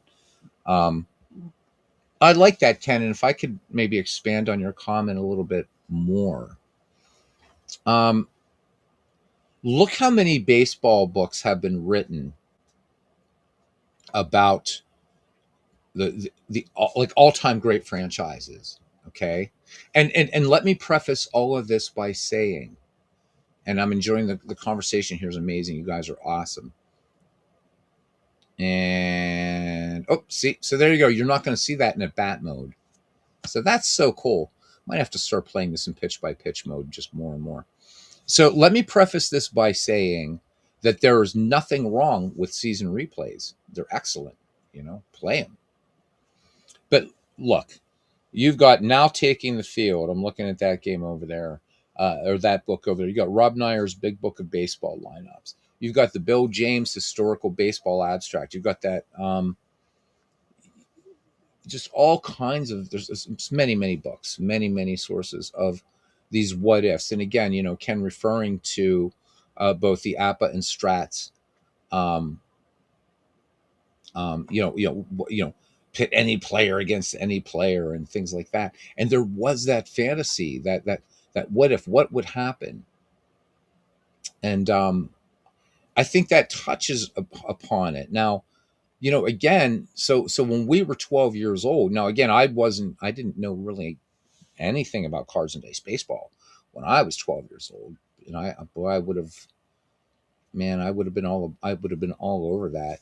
But I looked at it, and but I was so, looking through Streets and Smith's baseball, and and Baseball Digest. But I was just, no, no, no. I want to get to the, what are the Pirates doing? Da da da da da. So I didn't pay attention to it like I should have, you know. But we come from a generation where we went outside and played, right? Um, but now with simulations like this, while we're not going to say, okay, conclusive proof says that, Mickey Mantle against Lefty Grove in all these given situations is going to perform that way conclusively, and that's it. Shut the book. No, but my attraction to what ifs is that, what if, just what if, and what if I tweak this and I normalize to this year, now let me try it, or whatever. And it's just this new narrative that I think, and what I think is worth maybe a latte at Starbucks if I'm lucky, um is the idea of narrative. And I would again point you to Legend Sports Universe and what he's been talking about in his podcasts, about that tie-in. And so he did a great thing last night on Lefty Grove, in the which it's no longer called the Franchise Stars Baseball League, by the way. So, but you guys can check that out and see why. So that's in podcast number 1, why he's rebranded that. But just for today's discussion, right? So in the FSBL, right, you've got Lefty Grove up there, and Lefty Grove in this what if, and remember that it is an all-time greats league, just done very quite differently, I should say. That Lefty Grove was still putting up Lefty Grove numbers. Hey, Legends, you're welcome, man. It's great stuff. All right, Stick Tap's got to get the game day going. Thanks for the conversation. All right, man. Take care. We'll see you next time around. So, great stuff though by Legends, and so I kind of want to, maybe he's become an unwitting participant in this discussion of what ifs, but I think they're important. And so, yeah, we went and played. D. Scott Howard, welcome in. D. Scott Howard says we went outside and played Stratomatic in the shade. That is fun. And Todd saying that at 12 years old, Ken was just getting used to electricity. So there is going to be another podcast tonight from Legends, and apparently Sunday night's all right for fighting. So we can pretty much deduce what that podcast is going to be about. But really, essential watching. But what the Legend Sports universe does is what ifs. It does what ifs. Now I don't know. I'm going to watch that tonight because I do have a passing interest in boxing. So what about, I mean, there was, what was the computer model, was it back in the 90s that they did it, Muhammad Ali versus Rocky Marciano, right? Well, why not, as Stick Tap says before he went out. But it is more about that narrative, and so Legends, you've been able to elucidate, you've been so eloquent in ways that I've been unable to kind of sort of put that across. So for me, this game right now that's taking place between the all-time A's and the all-time Rays, to me, this is every bit as real to me, or as identifiable for me, as you guys see. I'm doing 1971 in Action PC, and 1991 and 1929 in Strat Max, and all the other goofy projects that I have going on. And so I can say, wow, so Home Run Baker hit a 3-run shot. And Legends, I hope I'm not trying to steal any thunder from you, but tying into that sports history, right? That's relatable. It's believable. It's not complete fantasy because Home Run Baker was a hell of a hitter in the dead ball era. So, yep. Legends, thank you. You know what? Let me comment this up here on the screen. Not that what everybody else has said wasn't important. It's just I think this really nails a lot. He says you need to create your world. It's real. That's the whole joy of the hobby. And I think you're right. I think that look, for some guys, like for the professor, for Clinton Parks, I don't know whether he has changed on this or not, and it's not a knock at all, right? But Clinton would research a game so much so that if this certain pitcher came in, and it called for a relief pitcher, Clinton would go to that relief pitcher, maybe not the pitcher again at that time that would have been more right, more germane to the situation, that particular game situation. But it was like, okay, I'm just pulling a name out of my arse. I know he wasn't a reliever. Let's say, all right, well, Ralph Bronco was in this game, so even though it would be more advantageous to bring in Preacher Rowe or whatever, I'm just pulling games out of baseball, whatever. I'm going to bring in Bronco. Okay. So, and for some guys, that's really important, and that accuracy is important down to who was in the game, who wasn't in the game. And pocket pennant run baseball has a feature, whereas you're playing in those as played lineups and as played games and all that kind of stuff, you can actually see who played in the game that day. I can't see that in out of the park baseball. I can't see it in action PC baseball. I have no idea in my replay who was put in, so I would have to do that external research. Um, and that includes replays. It does. It is your world. And so I don't think there's as much of a chasm between what ifs and doing season replays, maybe, as there would be, which I still don't understand the dichotomy between cards, dice, and digital. I never will. I think they're both splendid. In fact, guys, Legends talks about that in his first podcast. Very, very welcoming statement that he makes to cards and dice players. So, guys, if you're cards and dice players and you're like, yeah, but Legends is all digital, watch the podcast, because what he has to say, I think, is absolutely appropriate, whether your jam is cards and dice or digital or a little combination of both. Yeah. Yeah. So Mick, that's pretty that's pretty accurate. Mick says he came for the baseball talk and stumbled upon Todd's comedy routine. When Todd's on, he's unstoppable, man. And when Ken Castro's in here, the fodder is ready. So as he says here, waiting on Ken to blend more. It's like baseball and corn. But Ken here saying here, yeah, no offense to those who follow the rigid structure of replays. Absolutely. D. Scott Howard tells us, so here they did a late 60s all-time baseball computer simulated game in the late 60s that was written up in TV Guide of all places. So that is there. When I go into welcome to Tropicana Field, when I go into this kind of thing, I'm not expecting that same kind of. I'm not going to. Oh well, the engine sucks because we used Ken's example earlier. Well, this sucks because Cy Young's got a 4 ERA. Well, yeah, but look who the hell he's facing. It's going to happen. And you know what? In a what if league, and if you're doing all time greats leagues, someone's got to lose. It's got to happen, or you can never complete a baseball game, let alone a season, right? So Legends continues. It says, well, what I'm hoping for, stuff like drama and real life segment, will speak to all in the hobby, regardless of the platform they use. Exactly. Which I really loved, man. I love the whole thing. You know that. Geez, I went on right after your podcast one just to give my thoughts. And yeah, I was a little off on, I thought there was 5 podcasts. I misunderstood you. So there was one Friday, one last night, one tonight. Nature of the world he's built makes cards and dice completely impractical. He says, but that's not a dislike of cards and dice.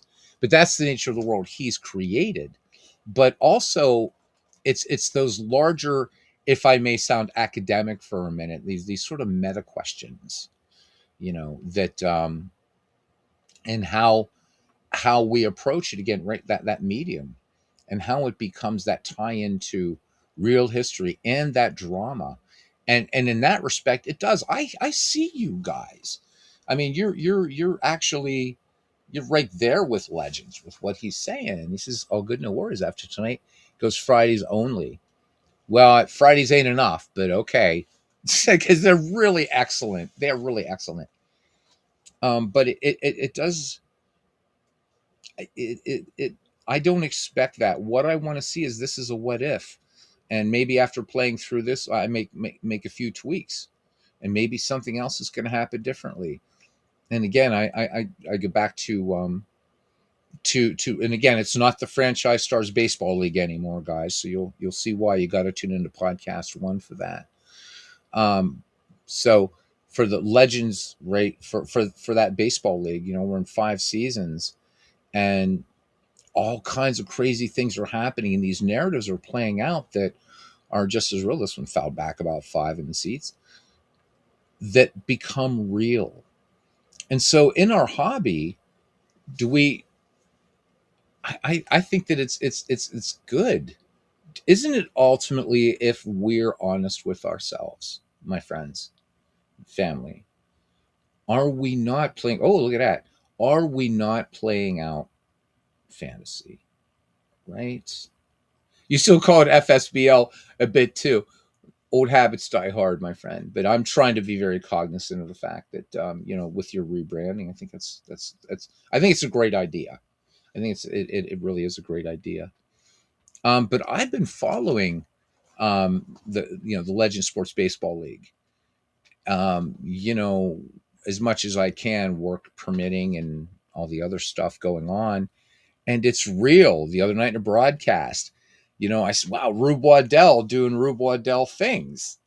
And it is real. I mean, maybe what it's about is if you're doing a season replay or you're doing a what if, it's embrace the fact that it's yours now, right? So if you're playing 1975, you know,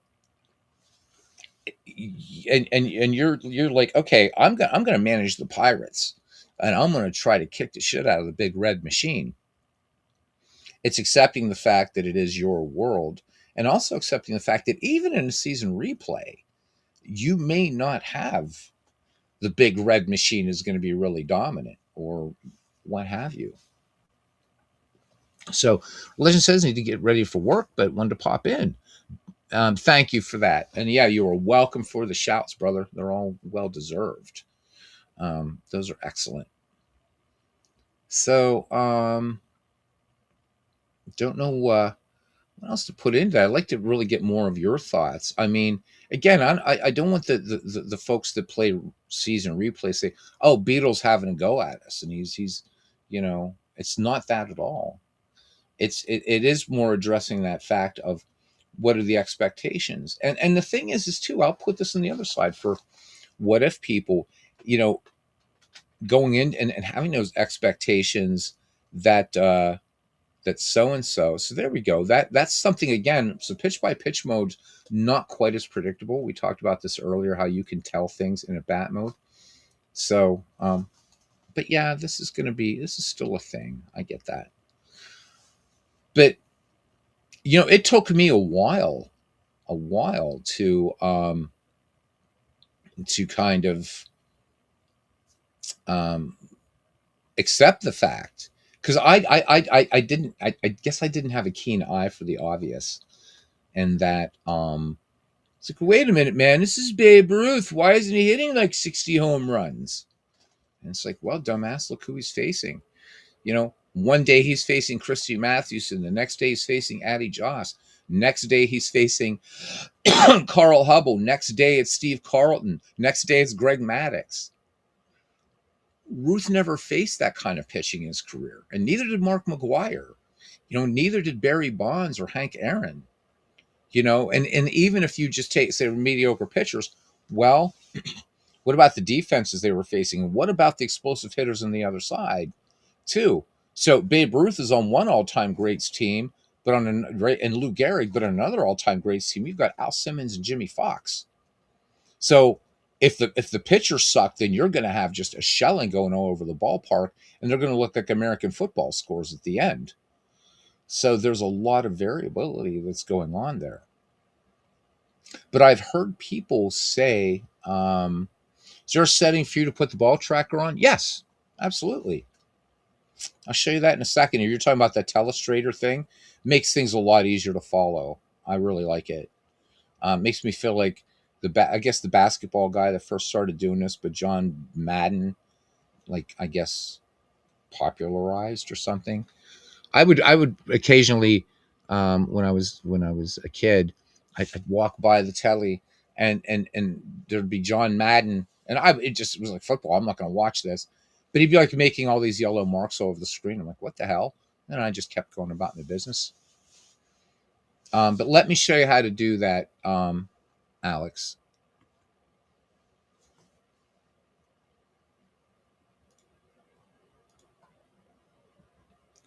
It's so weird to not have this game going in my ear right now.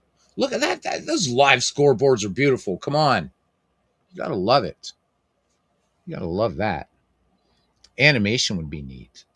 So, and you know what? They could do it. I'm gonna so when you go to game options here, Alex, just scroll down and do you see this draw ball flight arc? That's the setting. So you can choose never, you can choose it only for super stats, home run replays, all super stats replays, all replays, or always. I leave it on always just because sometimes it is a little bit hard to kind of suss out ball flights and stuff like that. So that's all you got to do right there. And let's go ahead and let this play out. And all the widgets and everything are toggleable. Is that a word? Toggleable? Is that a word? I don't know. So look at that long drive. So yeah, I mean he's hauling ass there. It should be a nice home run trot, but again, it's for me. It's still fun. Yeah, MLB the Show looks real. I told you guys how it fooled me during the thing that kept us locked down for a year.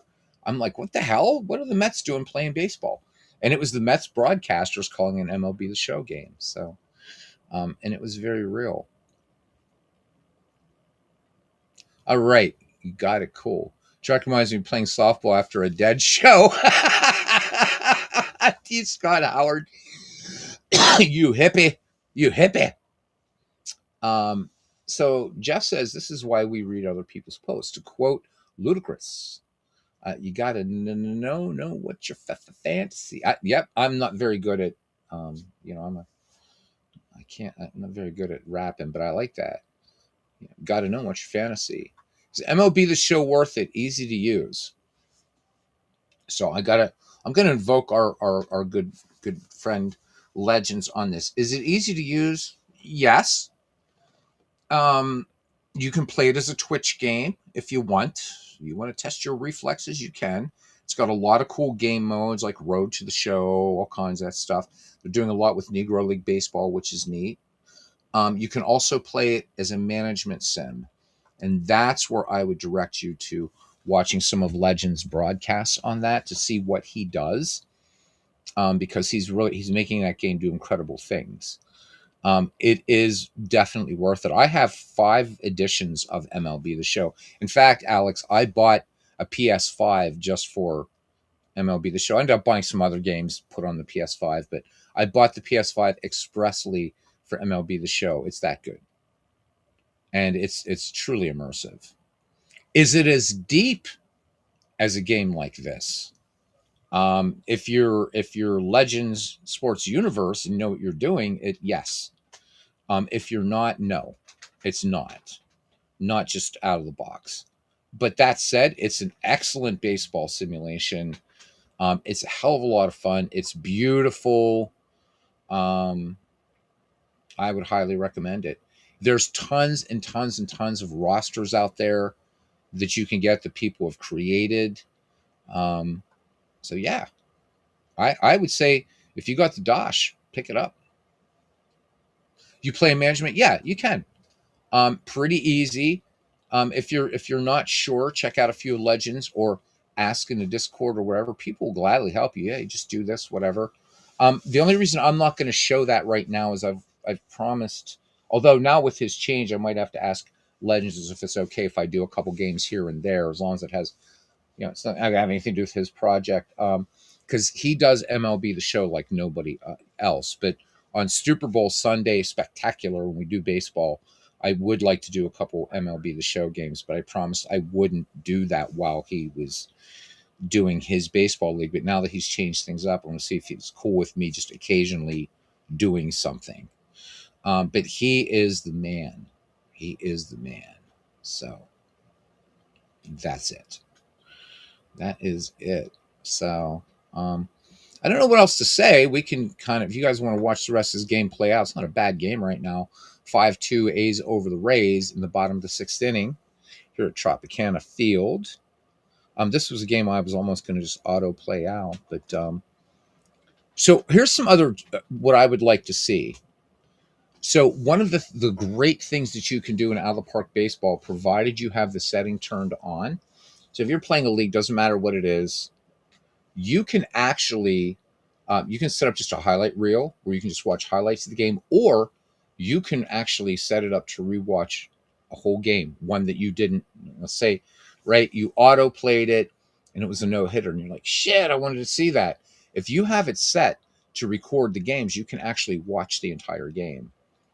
And so it's not like the film thing that you have an Action PC or all that where you're reading. You're actually watching the game play out, which is really, really cool. I love that. So the reason I bring that up is because with the live scoreboards, imagine out here, right? So we got this live scoreboard here. Wouldn't it be cool if they would expand that out where for home runs or big plays, they could actually just use that graphic and have this like, because this is, I have the sets, so the game is being recorded at the same time as it's being played, so to speak, to show that highlight on the scoreboard and have the camera zoom up to it. I think that would be so cool because we look at those things, right? There's a replay, there's a close play. We think, or Angel Hernandez is on the field, right? I would love to see them add that to the live scoreboard. And I don't know what you guys think about that, but I think that would be super, super cool. Just in terms of immersion factor, to have it zoom up there and look at that close play. The graphics are already done. This one's fouled away. Thoughts on that? What do you guys think? And here's the thing too. What would you guys like to see improved in this game? So certainly, I know Alex would like to see some better player graphics. Um, Others, right? We're talking about that. Right, syncing up what's going on with the play-by-play and the on-field action. Others, let's lessen the predictability of the animations because you know what's going to happen kind of before it happens. So that's good. Anything else? Because remember, I'm a beta tester, so I could like say, hey, what about this? What about that? Hey, Chris, welcome in. He said, I would love it if they took a camera shot of the scoreboard and put it in lower right corner so you can read every batter, what's on it. That'd be cool. That would be cool. Older style uniforms. Yep, I agree. And also get rid of batting helmets. If you're playing before the time of batting helmets, I want to see these guys in ball caps. The ultimate edition would be if you're playing old time baseball, what the fielders used to do back then, I've read, is a little check swing, foul ball. They got to add ball girls too, and they all got to look like Kate Beckinsale and Shakira. But no, but like they would like see them like they flip the ball, the gloves up in the air, and they leave them out in the outfield. That would be super cool if they would do that too. So yeah, 19th century baggy, etc. Yeah. So the closest you can get to that right now is high socks. That would be cool. I totally agree. I'm taking notes. I'm actually taking notes. Ken is a master beta tester, says D. Scott Howard. Ken Castro. Thing is, though, people don't be thinking that Ken Castro just gets picked on. Oh, poor waif that he is. He gives as good as he gets. He can be damn brutal. So it's a beautiful thing. There's Clinton Parks comes in at 1 hour and 50 minutes. Hey, what did I miss? Oh, nothing, man. We just been jawing here and rabbiting. What about the options to set graphics to sepia tone? That already exists. That already exists in this game. Didn't know? Guess you know that. Yes, you can play this game black and white with scan lines. You can make this as your grandma's old color TV. You can have sepia in this. So that was added. Was that added? That was added in Out of Park 25. So that does exist.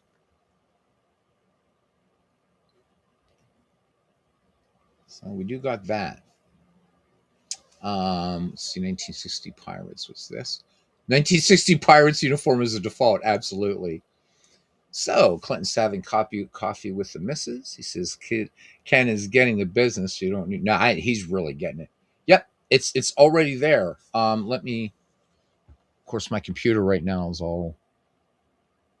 So look at who goes. Oh my God. Okay, so Reggie Jackson. All right, so Oakland is absolutely killing Tampa Bay now. But while we're talking, we'll let it play out. In Ken's universe, there are no ball boys. I hope, says Todd. So yeah, it's in there, Monorelic. Let me show you, brother. I believe it's View 3D Screen Filter. So you've got off cinema black and white, TV sepia, TV black and white, TV desaturated, saturated normal, standard black and white, blah, blah, blah, blah, blah. So let's see if it will. Sometimes this game won't cooperate with me. Yep, there we go. There's your sepia. How's that? We'll go ahead and we'll play some sepia toned baseball here. How's that sound? So let me go to game options and let's go back to this and return to game. There, now, there we go. Look at that, huh? How cool is that, man?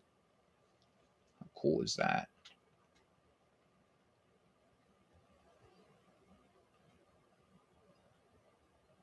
Now, that had a weird tail on it, didn't it?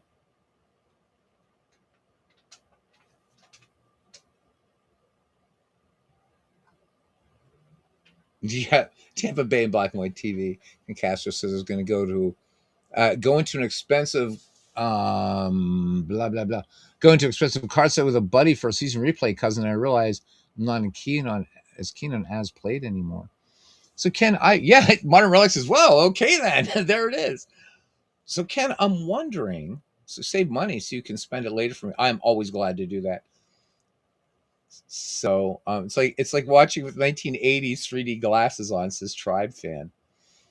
Ken, would you say that maybe that bat set had something to do with a sort of paradigm change for you? Do you think, or not? I'm just kind of curious about that. Kind of curious about that as we watch a game in sepia. So we could do 1950s black and white, and you can do it without the TV screen look to it. But I don't know why not. There's a little scan line going down there if you look. So nice little attention to detail. Some of the shit's weird here, like there's a crayon one and stuff, but nah. So you think it 100%? Okay. And I think for me, so doing these couple season replay things, it's like okay, it's been a while since I've kind of tracked somebody through a season or seasons, and so I thought, okay, why not do that? So kind of cool. So how do you get this view? John says, wait, how do you get this view? I'll show you. And we'll even change it up. Let me do this and escape so that we go to options. So you go to view, 3D screen filter. So there's off, cinema black and white, TV sepia, TV black and white. So we could go to like standard black and white, for instance. And now we're playing black and white. It's all you do. So it's just view, 3D screen filter. And then again, there's a couple weird ones. There's like pencil drawing, futuristic, and crayon, which are kind of fun. But let's leave it on standard black and white for a little bit. Okay. I'm surprised, man. I thought everybody knew about this. But there you go. Sometimes you feel like a nut, and sometimes you just go into whatever. I don't even know what I'm talking about. All right, here we go. A little black and white now.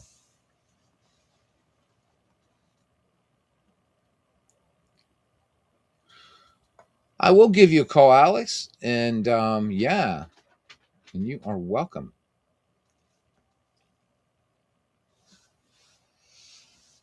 So there we go. Maybe you went to some sort of. Even though I know CRTs are, um, they're illegal and all that stuff, but you went to a flea market and you found some old black and white TV, and there it is, man. You're playing it. You're playing it. I know there's a setting where you can get the scan lines and stuff too, but um, this is kind of fun. This is how they watched it back in the day, huh? I never watched black and white TV, so I don't know what that's like. I know from watching movies, but never watched black and white um, TV. So this is kind of fun.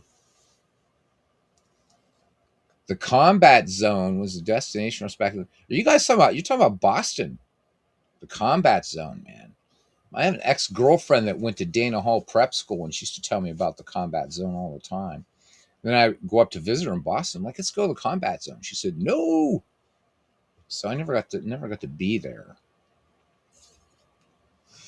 Hfield says in his Cars and Dice game room, he has a CRT TV set up to watch old sports or TV shows while playing. It's the only way. That's cool. That is super cool. I'm not going to tell anybody either. So, um, why would I? That's super cool. Yeah, I like watching like some of those old broadcasts that they have. Like, was it the 1956 World Series on Classic Baseball on the radio, all black and white, and you got Mel Allen calling the game and stuff. It's brilliant, man. It's just absolutely brilliant. Jolly times at the combat zone. So what did I miss out on, man? Is this still called the combat zone?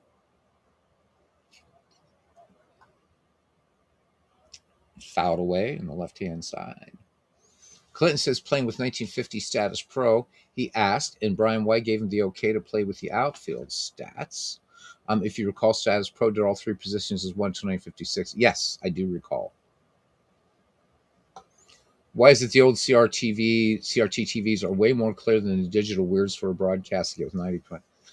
So,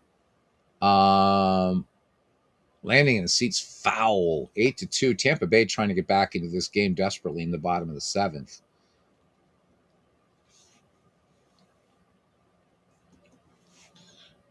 Thank you guys for actually asking me about these things, because I get on autopilot with these games and I forget some of the cooler things that you can do with them. So should be an update to Pocket Pennant Run dropping today or tonight. I haven't checked my email, so I don't know, and I haven't seen Paul around here yet. Doing what he's doing over there in Cyprus. Probably knowing Paul, probably testing the living crap out of it. So that will be tonight. Now, if something happens and Craig doesn't drop that, we'll just do something else. I know hopefully some folks will join tonight, as I know many of you are off for MLK Day tomorrow. And Mondays are my Sundays usually, so I'm off anyhow. Although FedEx is open for your shipping needs. So there's that. Again, as Samuel Smith mentioned way back a couple hours ago, or almost 2 hours ago now, that April going to be a big month. So for Payoff Pitch, for the next edition of Digital Diamond Baseball Incorporated Status Pro, we hope Advanced Status Pro fully, as well as Sports Illustrated Baseball, and hopefully the ability to create all the seasons you want, because right now Dombrov Baseball gives you that. But also, let's not forget, usually, around opening day or a few days before, we'll be out of the park 27. So, great time to be a baseball fan. Payoff Pitch coming to PC. I'm going to be buying that, man.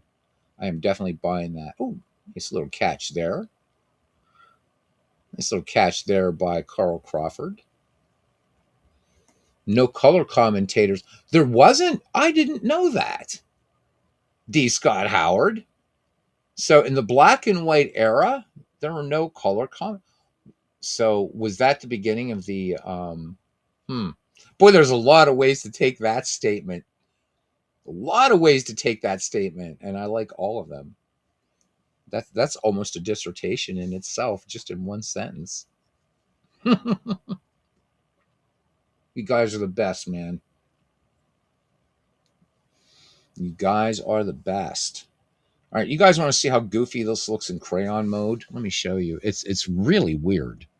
I have to show it to you. Just because. We'll look at a couple of these different settings because they're fun. So let's go to so this is good. So D Scott, this is going to be like a flashback trip for you, dude. So just be ready. Okay. Let's first go to futuristic. All right. Countdown. 3, 2, 1. Right? Look at that. Isn't that crazy looking? So D Scott, does it bring back any memories? Does this bring back any memories? Let's go ahead and let it play. I'll just do a couple continues while it's doing it. That is just weird looking, man. Yikes. Maybe June 1st of this year, if I'm off, can do it. In commemoration of the anniversary of the beginning of the Summer of Love with the release of the Beatles' Sgt. Pepper's Lonely Hearts Club Band album. Maybe we'll do a game in 1967 with this view, and we'll pretend all of us will pretend that we're hanging out with those hippies, Bernie Strom and D. Scott Howard and Ken Castro, and this is how we be watching the game. Trails, man, trails, says the professor. Looks like Tron, says Alex. Yeah, it's got a Tron jam to it, doesn't it? All right, let's change up the view, just so you guys can see the kind of the other weird views that this has. So here's a pencil drawing of the game, and here we go. So somebody getting quite artistic here.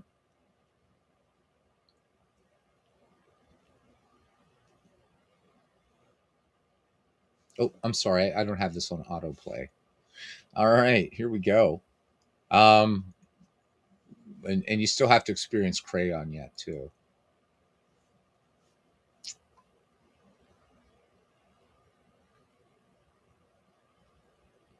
Hfield likes the pencil one. Cool. I wish they'd work with the crowd, make the crowd a little better. I don't know what resolution I have this set at either, though. EGA graphics, says Christopher. It's a great book on broadcasters, says Hfield, on broadcasters and history called Memories from the Microphone. Interesting anecdotes about even Ronald Reagan's time spending broadcasting baseball games on radio. Well, thank you for spending my money.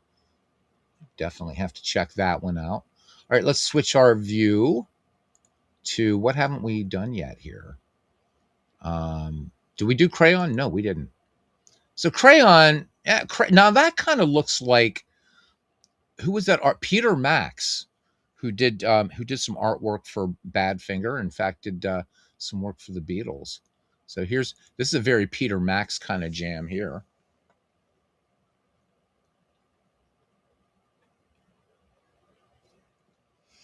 Interestingly, in this view, in the crayon view, look at the detail in the uniforms. That's kind of cool, isn't it? I think you can actually make your own filters and stuff with this too.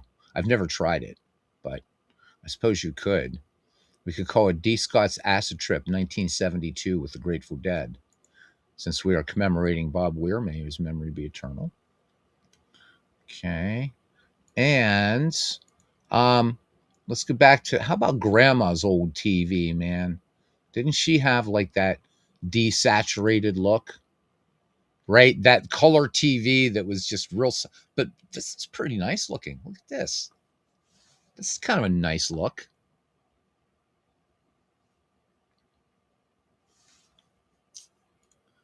Yeah.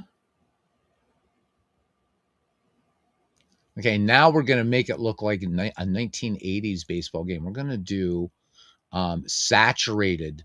We're going to do saturated color, but we're not going to do it as a TV. We'll just do the saturated. Look at that.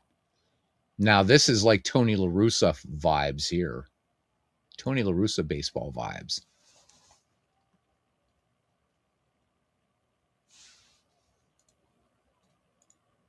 Let it play for a minute. And Waddell Deals. So notice the ball flight is a little bit weird on this one. Do you see that? Watch the ball flight. Watching the pitch. Kind of looks like a little tail there or something. RCA TV. The 80s view looks like Earl Weaver baseball. It does. And it looks like old time baseball. Yeah. Good catch. All right. Boy, are we losing our shit here or what? I love it, man. I love it. So let's go to TV black and white. Um, and we're going to let it just finish out with TV black and white. And let's go to options, game options, and turn off pause play by play. There we go. Enjoy. And if you look at your screen, you can kind of see the old CRT scan lines moving slowly down the screen. And so if you mix in one of Mike Silva's camera views, and I think he specifically calls it 1956 World Series view, where I guess it was sort of like a version of what they used to call in film pan and scan. So it looked like the pitcher was closer to the batter. You can look that up on YouTube on Classic Baseball on the radio. So when you mix Mike's that camera view with this TV look, it really does take you back. So nice stuff. Clinton says normal is just a concept for people who think they are sane. Stay insane and live and laugh. Working on it, brother. Working on it. So quick update. Talked to my mom today. She's doing really well. I mean, tired, but doing well. Is doing the physical therapy. She's a fighter, man. She's like, I got to get used to my right hand back. This is driving me crazy and da da da da da. So everybody, thank you for all your prayers, and just everything like that. You guys have been incredible. So I'm going to be going up there to visit them probably for a week here pretty soon. But I will be taking at least my laptop and try to um, do some games from up there, up in the wilds where they live in Pennsylvania. They actually have mountain lions still roaming wild up there. So pretty fun. It's way up there in Bradford County. If anybody knows the Commonwealth of Pennsylvania, it's beautiful up there in Bradford County.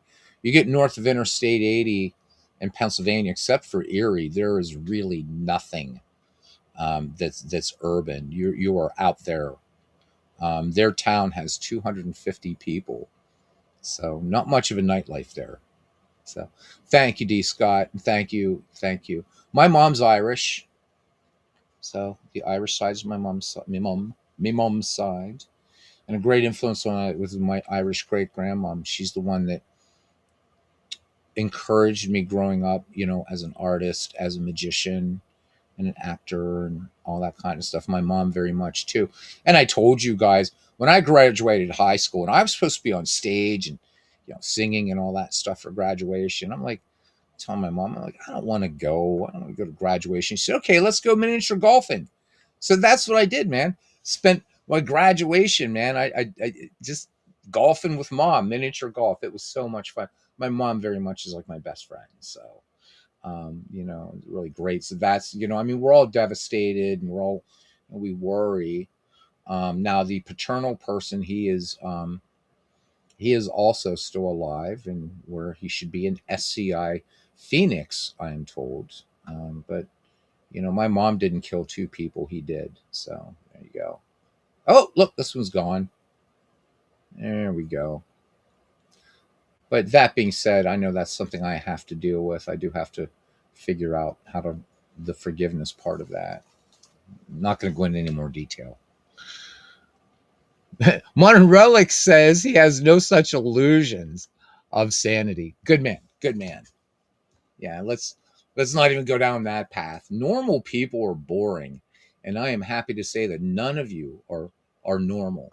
And that includes that we got 22 people watching in much the way that one would watch a train wreck at this point. But If you're looking in here, you're not normal. So welcome to the family. Seriously. Because, I mean, how many of you have had friends or partners and you're there rolling up a dice and they're saying, oh, what the hell are you doing? Right. So to us, it's like, well, playing baseball. To them, you're rolling dice and you're making notations and you're getting frustrated or you're cheering. What are you doing? So here's the throwdown, and no, uncontested. Nope. All right, good place to be. It's close to that other field of dreams, Williamsport, just south of Ithaca. Yeah, absolutely. It's a nice part. I was thinking, I'm kind of getting. It's just there's not a lot going on up there, but I was thinking of maybe seeing if FedEx has. They're always hiring, and seeing if they have something up there around Elmira, New York, and then that way I'm only like 20 minutes or so from them if I would move to Elmira, New York. And that way I could be a little bit more of a help. There was a nice close play at for third. Nice, nice, nice. D. Scott Howard says he was a pro at miniature golf course in high school. Ah, those tourist girls. D. Scott driving is crazy here. Good memories, man. I still maintain that the real golf is miniature golf.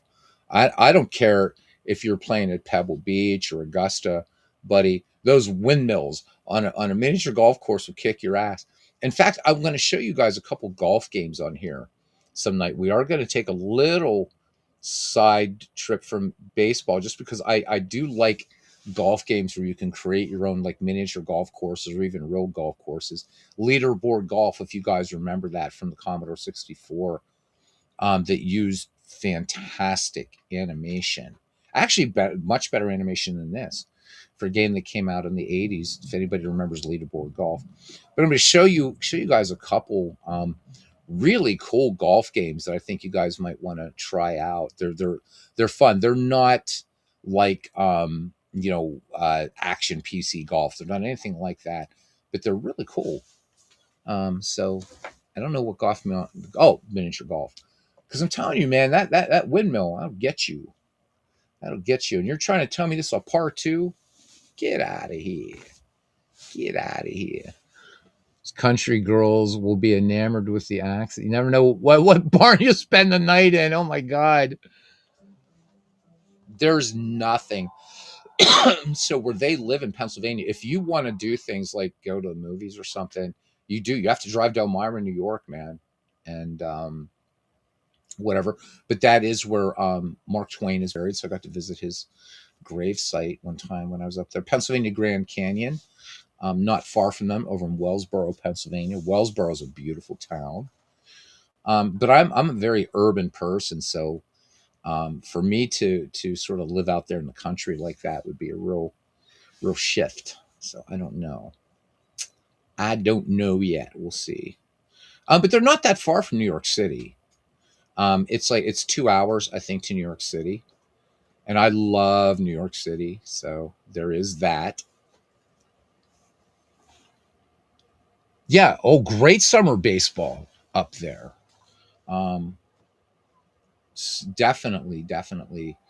The Harrisburg is just kind of like, I mean, it tries, but it's not a city. It's not a city. Not like a city that I'm used to. Even not even Pittsburgh. I miss Pittsburgh, and if I could be back in Pittsburgh and living and working in Pittsburgh, I would do it.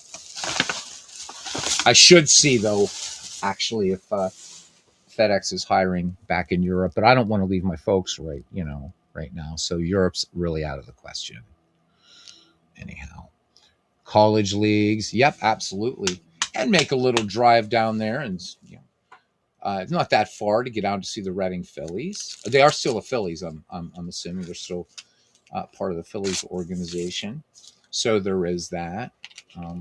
There's lots of baseball in Pennsylvania. It's incredible. So I mean, in addition to our, we do have two major league teams. But so at Penn State, you have there's a beautiful minor league park there that's built right next to Beaver Stadium. So you got minor league baseball there. You got minor league baseball in Altoona, Pennsylvania, which is probably a half hour from State College. The Altoona Curve is there. Johnstown with baseball. Um, it's just incredible. And that's the game. Such as it was, Oakland defeats Tampa Bay 9-2 here in the Miss League. Tampa Bay just really had no chance. Absolutely outclassed as we leave Grandma's house here in the good old Telly. All right. And let's go ahead and leave the game. There we go. Yeah, Rays popped by Athletics 9-2. Good stuff. The Little League World Series. Yeah, that's great stuff. They also have the oldest, I'm told it's the oldest minor league park, Bowman Field. And Babe Ruth, I guess, in a promotional game or something like that, hit a ball out of there. So used to go up and see when it was a Cubs affiliate. I think it was short season A. Used to go to games at Bowman Field. In fact, I remember because my ex and I had gone to a game at Bowman Field. It was a night in 1997. I think you know where I'm going with this. And got home, got back to my flat, and turned on, and all of a sudden, it's like Princess Diana was all over the news. So I do remember that night. But Bowman Field, I don't know if that's still a Cubs affiliate or not, but there's just baseball all over the place in PA, and I love it. And we have my local chapter here of Sabre is the Mathewson Plank chapter. Couldn't ask for better. Yeah, good stuff. So I think that's it. Oh, bite me. Yeah, I know the Phillies are trying to be. I know the Phillies are trying to be a major league club there, cousin Ken. Be picking on my Pirates. What's up with you? Do we even bother looking at the pitching in this? Just to see this. Oh, Waddell had an off day. He only struck out 5. Wow. Blake Snell got shelled. Everybody got shelled. So, but Peralta and Snell especially getting murdered in this game. Let's go ahead and jump out. Mr. Baker near me filled in for the majestic mountains of upstate Pennsylvania in the Deer Hunter. De Niro drank in your bar when you were in town. So I love that movie, but that never made sense to me because we have beautiful mountains in Pennsylvania. It's a different type of mountain range than you have out there in the Pacific Northwest.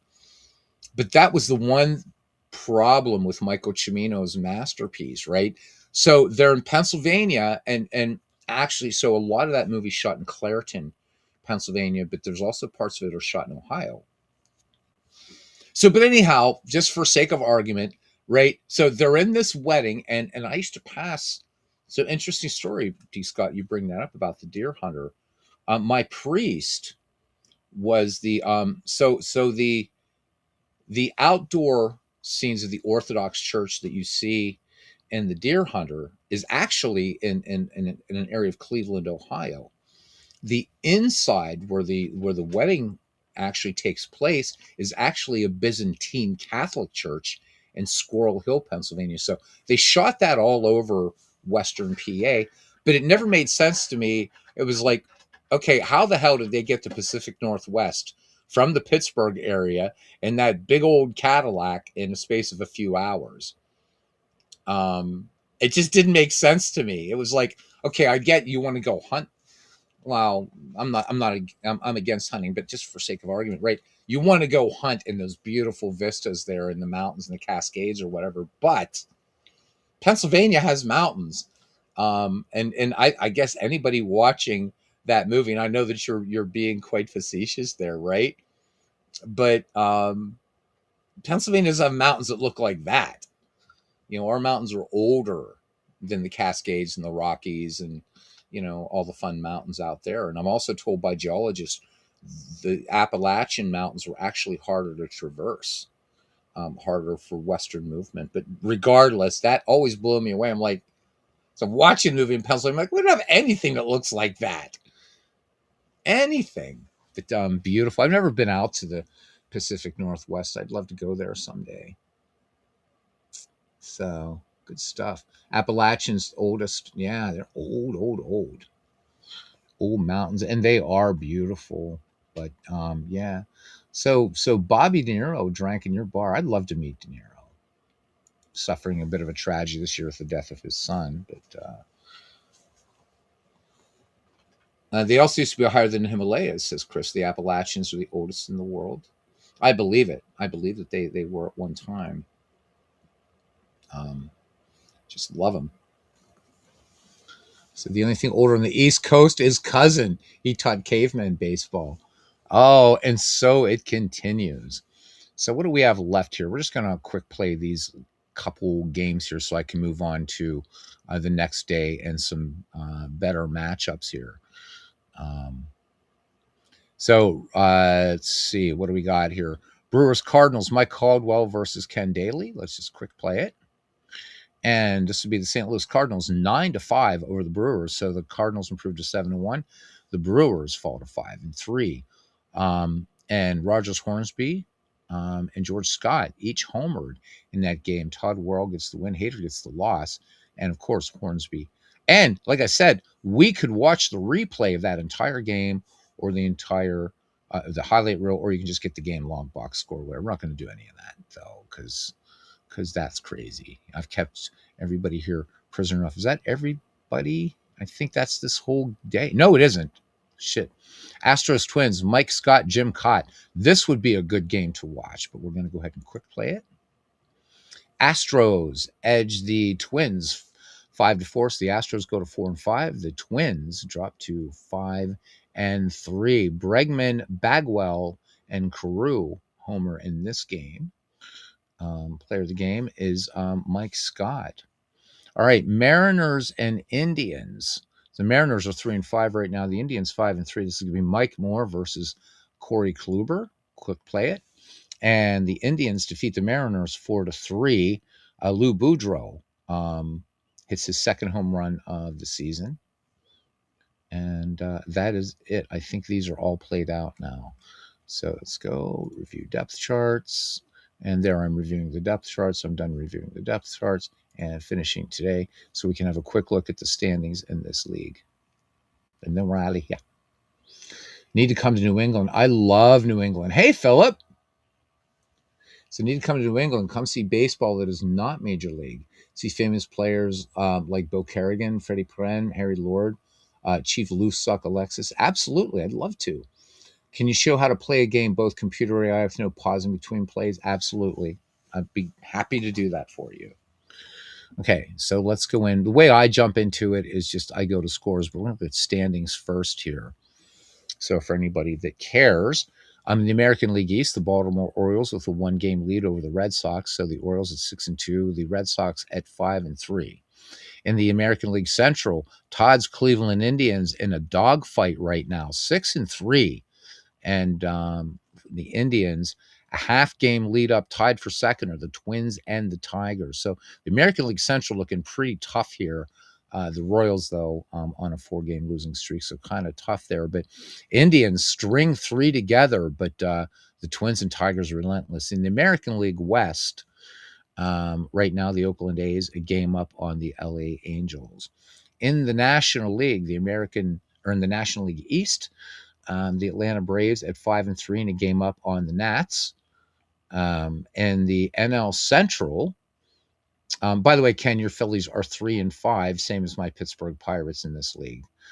In the NL Central, the St. Louis Cardinals, right now, best team in baseball, 7-1 right now. And they are 2 games up on the Brewers and Cubs. They're tied for second at 2 games back in the National League West. The Rockies certainly wish they were in this league because they are 7-2 right now, but a half game up on the San Francisco Giants. All right, so let's go ahead and review depth charts and rotation. And we're not going to play this game. We're going to do another game really quickly.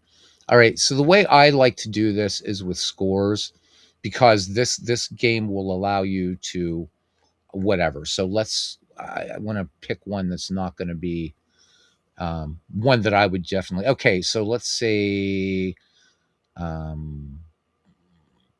wow, these are all really good lineups. Damn it! All right, let's take Dodgers Diamondbacks.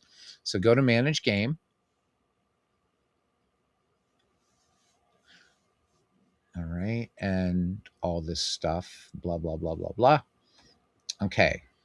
So right now, all you have to do is just make sure that everything is set. If you just want computer versus computer and no pause, just make sure that everything here says AI on each side. You can of course pick what you want here. Then right up here, pause play by play after each play. Click that if you want it, right? If you want, or if you just wanted to just keep playing, make sure that's unchecked. Start game. We still have our TV view, TV black and white. Let's just turn off. And yes, you can. You can customize your own filters. Let's turn it off so that it's back to normal looking. And home plate camera, and we're ready to go.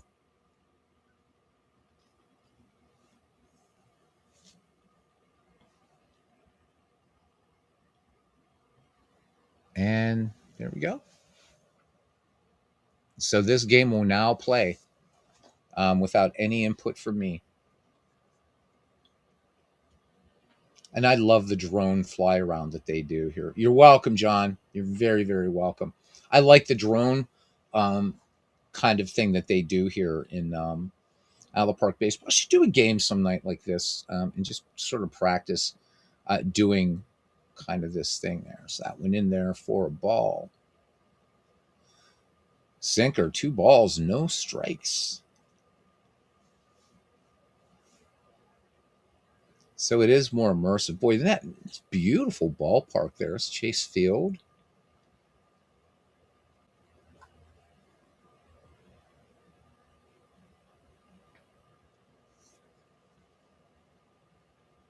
You can set your play-by-play speed and all and everything in options. So, all right. Um, I guess that's it. I'm kind of out of stuff to say. We said a lot here. We've been here for 2 hours and 27 minutes, and I've enjoyed every single cotton picking second of it, except for my silly little tiger down there. There we go. Got rid of him.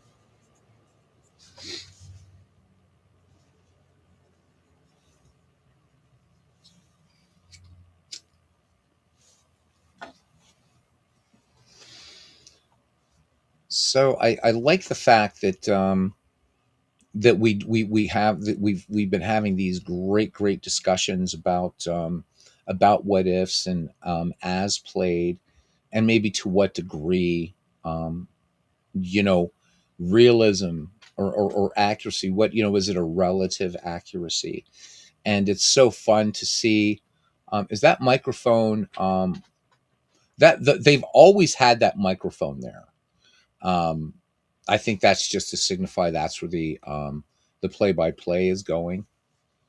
But boy, someday wouldn't it be amazing if through the use of AI, if you guys saw what Jamie did with doing the advertising, if you will, for Mike Silva's big beautiful baseball bash, where he has Mel Allen announcing the whole thing and kind of getting into more minutia about it.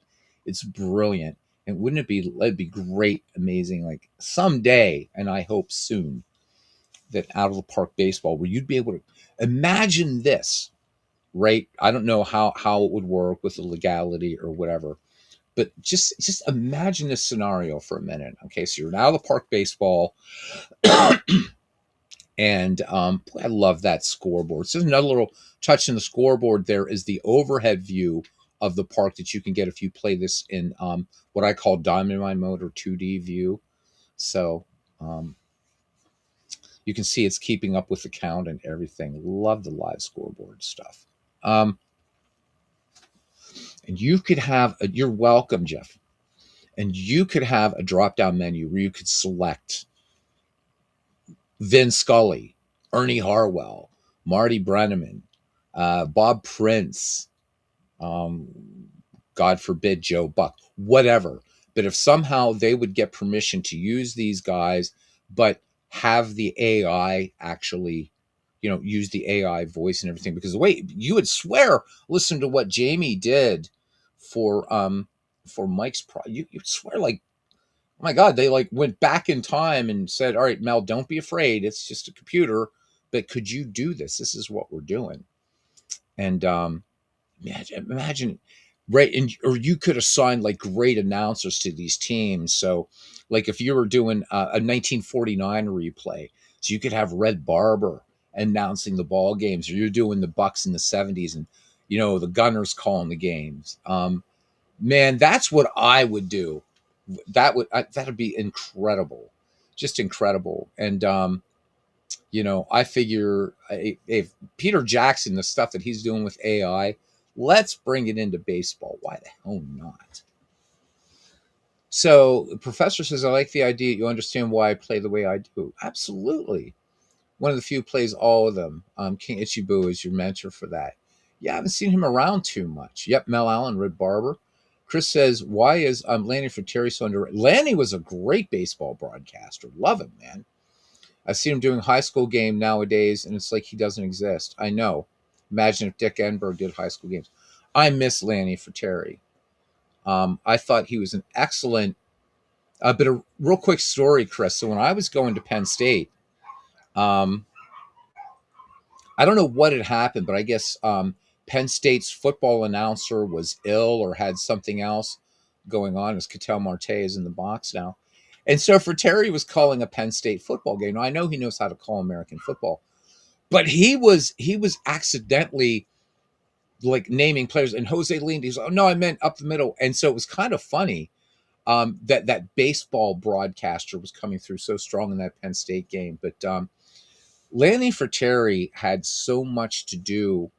And here was a guy who was tutored by one of the greats, Milo Hamilton. You guys, if you don't know that now, you do. Milo Hamilton, a Ford C. Frick Award winner. I think that's what it is, Ford C. Frick for the broadcasters. Hall of Fame broadcaster. And Lanny Frattare, got to remember, man, he was calling Pirates games in those dark years, in the mid 80s when, with the drug trials and all that kind of stuff. And Lanny Frattare was a hell of a baseball broadcaster. And I don't know why he's no longer with the Pirates. It's a shame. I really liked him. And Greg Brown's good. No knock on Greg Brown. But boy, when you had Brown and Frattare and Bob Walk doing analysis and Steve Blass, who now only does home games, Pirates had a hell of a good broadcast team, man. Frattare did the game for ESPN when Bobby Knight threw the chair. Oh, wow. Okay. Why not Johnny Most and Dick Williams? Yeah. Why not? Who needs a deceased? Let's run Juckett or Legend. Oh, not me, Jeff. I am not a baseball broadcaster. But yeah, Juckett, Legends, or Chris Slovic. You guys got to check. I know Chris right now, he said he's not doing some voice broadcasting while he's in the United States. But listen to the games that he calls, Jeff. You will really, really feel like you're listening to a real ball game. Just the same as when you listen to Ron Juckett. And I love Ron, even though he hates dead ball era. Ron's excellent. And of course, Legend Sports Universe. Not me, man. I couldn't, if my life depended on it, I couldn't call a baseball game. I don't have the voice for it. I really, really don't. So, but I mean, thank you for the vote of confidence, but I am no baseball broadcaster. I'd be there. There'd be like some hot blonde up the first base line, and that'd be it. Forget it. Or I'd hear somebody in a neighboring press box make a disparaging remark about Hannes Wagner. Now, see, there you go. You knew he was out. So this is that kind of predictability. But they're working on this continuously. But yeah. So use my voice. Let AI handle the text. I don't have that timbre. It's that timbre, that cadence that people like Chris have. My anti-style is the best style. It's what Paul Feig called the butterfly brain approach. So if somebody finally nailed me down, able to categorize it, and it is, because who the hell, I never know. I honestly don't know until I decide I'm going to do a game. I have no idea what I'm going to do. It's just whatever comes up. And so guys like Robert and David, right? They can stay, like Robert especially. Robert stays so focused, right? He's doing inside pitch, and it's 8 or 8:30 Eastern, and I admire that, man, because I am so incapable of doing that. I just can't do it, man. I mean, I'm saying, yeah, we'll do pocket pennant run tonight, and it'll end up be pocket pennant run, somebody ask a question, and I'll fire up, it'll be a question about full count baseball or Dombrov or something, and then it'll be about mobster movies and what my cats are doing and what Todd's cats are doing. Shit. So yeah, but Clinton makes a good point. Um, telling Chris, he said you ought to check with these games and see if you could do voiceovers. What's Robert's channel? RJL Network. I'm always pimping his channel, man. Always pimping his channel. It's a lot of fun. Robert's got the most strident voice in the community. Very strident. It's not.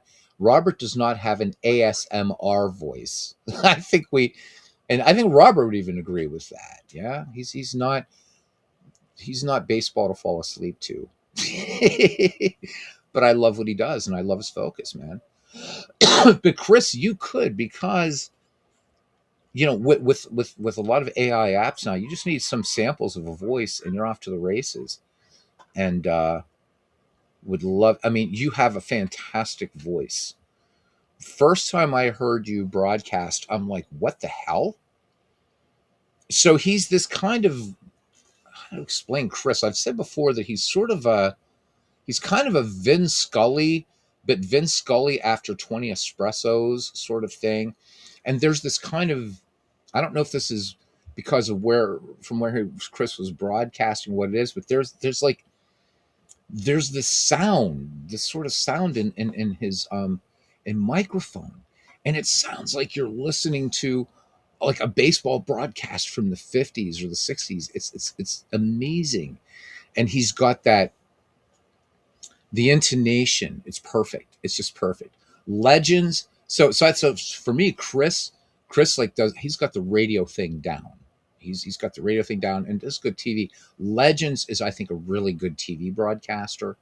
And Jacket, of course, he brings along that color along with his commentary. Those three guys are amazing. Another good broadcaster that we have in this community, voice wise, is Dave Little. I'm not a basketball fan, but I used to tune into Dave Little on Friday nights to listen to him do Action PC basketball. And a guy to do boxing, we already know, is our Red Sox fan. You're not going to beat our Red Sox fan in boxing. That's anybody. And I mean, Legends, all due respect to Legends, brother, because I know he does boxing, but our Red Sox fan, his forte is boxing. Just awesome stuff. We have some great players. Could I see Chris doing horse racing? Absolutely. Absolutely. Chris says 1970s dirtball skidoo type announcer. That's hilarious. That is hilarious. I definitely could hear. And hi again, welcome back, Evan. I could definitely hear Christopher doing horse racing. He would be amazing at it. Just amazing. You guys really got to check out that channel. Clinton, you bring this cool charm to it, and the research that you do. The only reason why you're not a match is because you haven't broadcasted since what, 2019. So 7 years is going to make you a little bit rusty. Of course, if you do it as often as I do, it doesn't make you any better anyhow. But still, you're just rusty, buddy. But those are the guys that I think are really good. Robert, not necessarily a broadcaster's voice, but he is so unique, and his little weirdisms, that I've said. First time I ever saw a RGL broadcast, and he said stadium barfs, and I'm like, all right, I got to hang around for this. David Baseball Demos. So David Baseball Demos, he is the ASMR broadcaster in this community. He is. You could put on David, and you're listening to David, and you're just like, yeah, man, I'm just going to do some greenage here. And David's rolling up some baseball, and it's all good, and Tabby's showing up. Please don't merge. Ken says, oh, I'm not. We're going to get to Dwayne in a minute here because you made a great comment about Dwayne. Ken says, please don't merge Clinton with Charming because I just threw up in my mouth.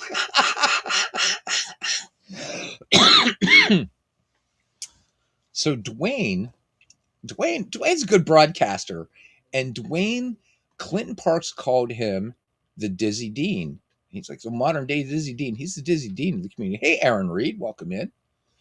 And he is.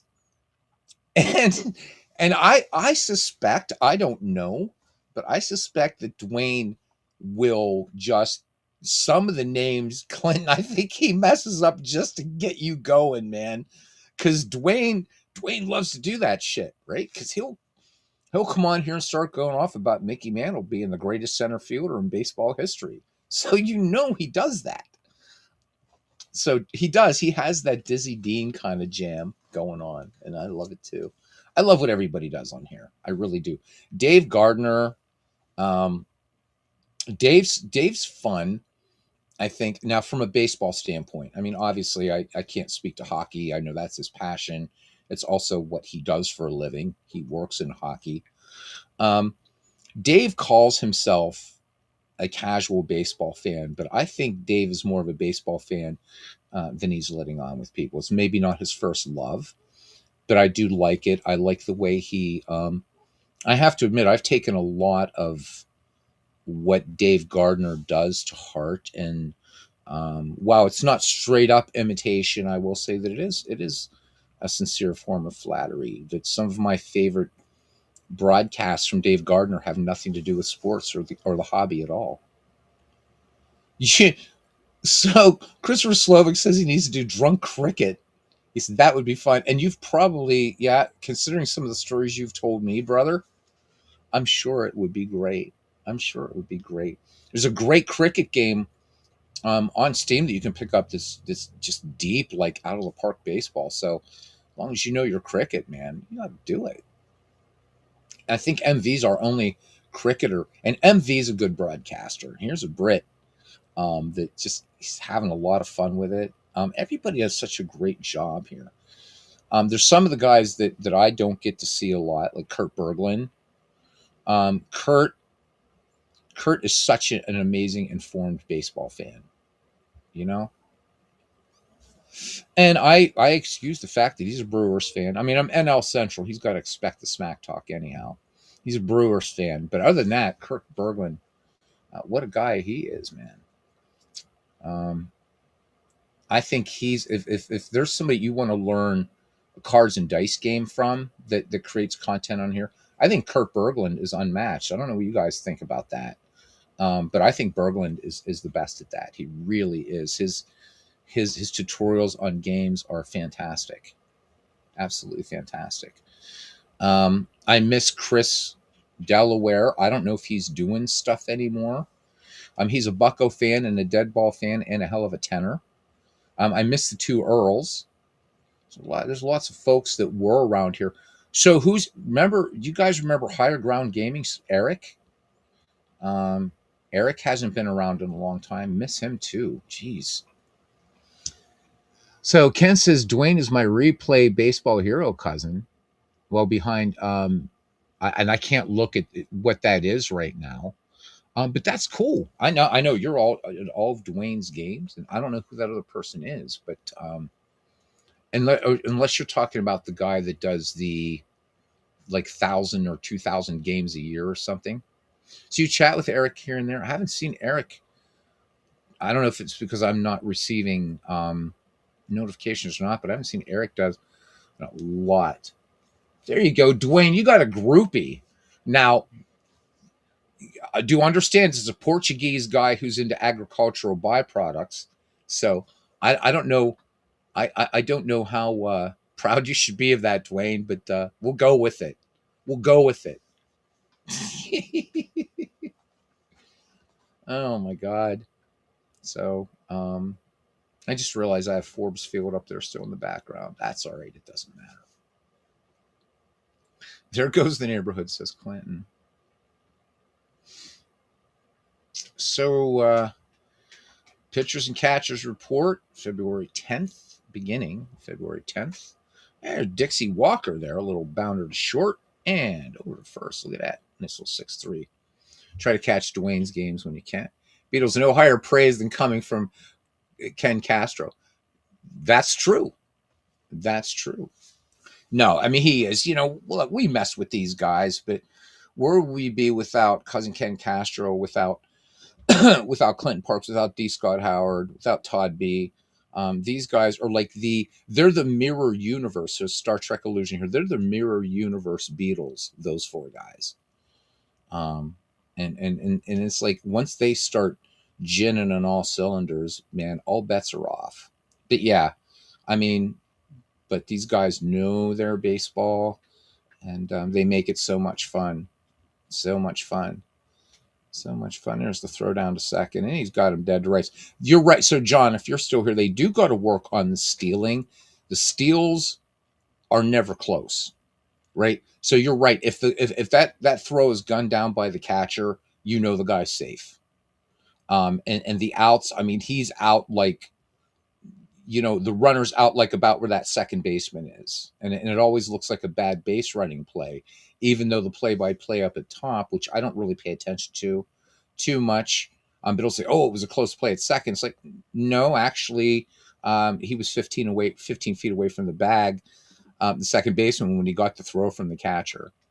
So that's definitely something that they really, really do need to work on.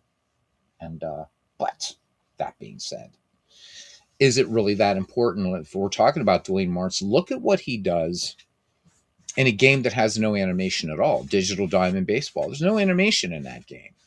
You got the little flash when the fielder fields the ball or whatever, but that's it. And he makes it engaging. And I know when I catch Dwayne's games, all the guys here, whether they have the voice for broadcasting like Chris and Legends and Ron Juckett, or whether they don't, if you can draw me into your game and you're going to keep me interested by the quirks or what you do or how you handle it, I think Digital Diamond Baseball is, I love the game, but Dwayne, I've tried to broadcast that game, and for some reason, I just my brain doesn't work with it. I don't know why. But you do such a fantastic job on it. You really do, but brother, you do, man. The prolific gamer Mike. Okay, so that is who you're talking about. Yeah, he's now in his 1938 season. Man, oh man. So this guy, let me see if I can copy that comment and bring that up because you guys got to see this. This is definitely. Let me copy this comment and bring this up here. And let's see if we can get this one. This is weird the way EVMUX does this to actually click on a link, but we're going to go ahead and go with it because so this is pretty wild. I'm going to put this game on pause here for a second. All right. Theoretically speaking here, we're going to do that. Go to game options as soon as this play is over. Boy, isn't that pretty? That is pretty. That is pretty. Okay, I'm hitting the escape key. You got to hit the escape key at the right time. There we go. All right, we're going to let it pause here for a sec. Let's bring this over here. You guys got to experience this, man. This is like Jimi Hendrix. Are you experienced? All right, here we go. So like most of you, and this is Mike speaking here. It says, like most of you, I've played a variety of sports simulations, both board game and on computer. Over the past 20 years, I returned to my board game roots because board games involve me in the season I'm replaying in a way that computer baseball games just don't. I spend the vast majority of my time with replay baseball, but I've also dabbled with Hockey Blast and second season football. This website will house my replay results and some other stuff of interest to like-minded folks, and also some stuff of interest to no one at all. Welcome. Love his attitude, man. Picture right was taken in the 2014 replay retreat in Pittsburgh, baby. I'm on the left of my good friend Ringo as my opponent. So not Ringo Starr, but that's cool.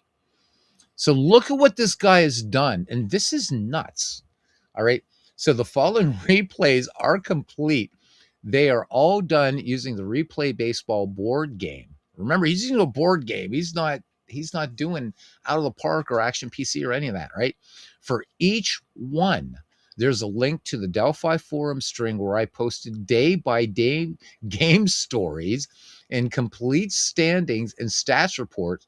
in PDF format, including league leader reports, team stats, and individual stats. This is nuts. Look at this. Look, I'm still scrolling, man. So now he is just underway, as Ken said.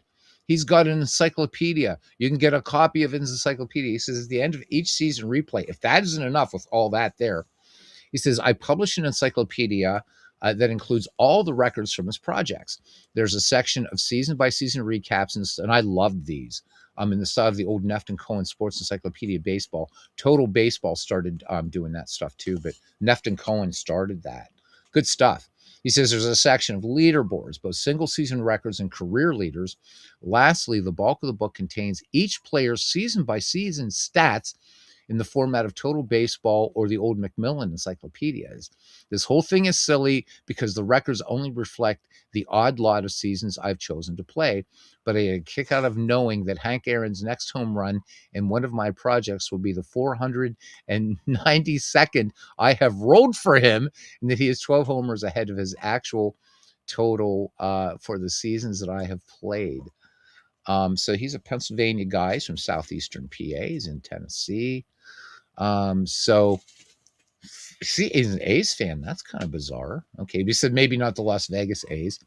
So for you hockey people, he's a Nashville Predator fan, and he's a Southern Cal and University of Pennsylvania, I assume, because Penn.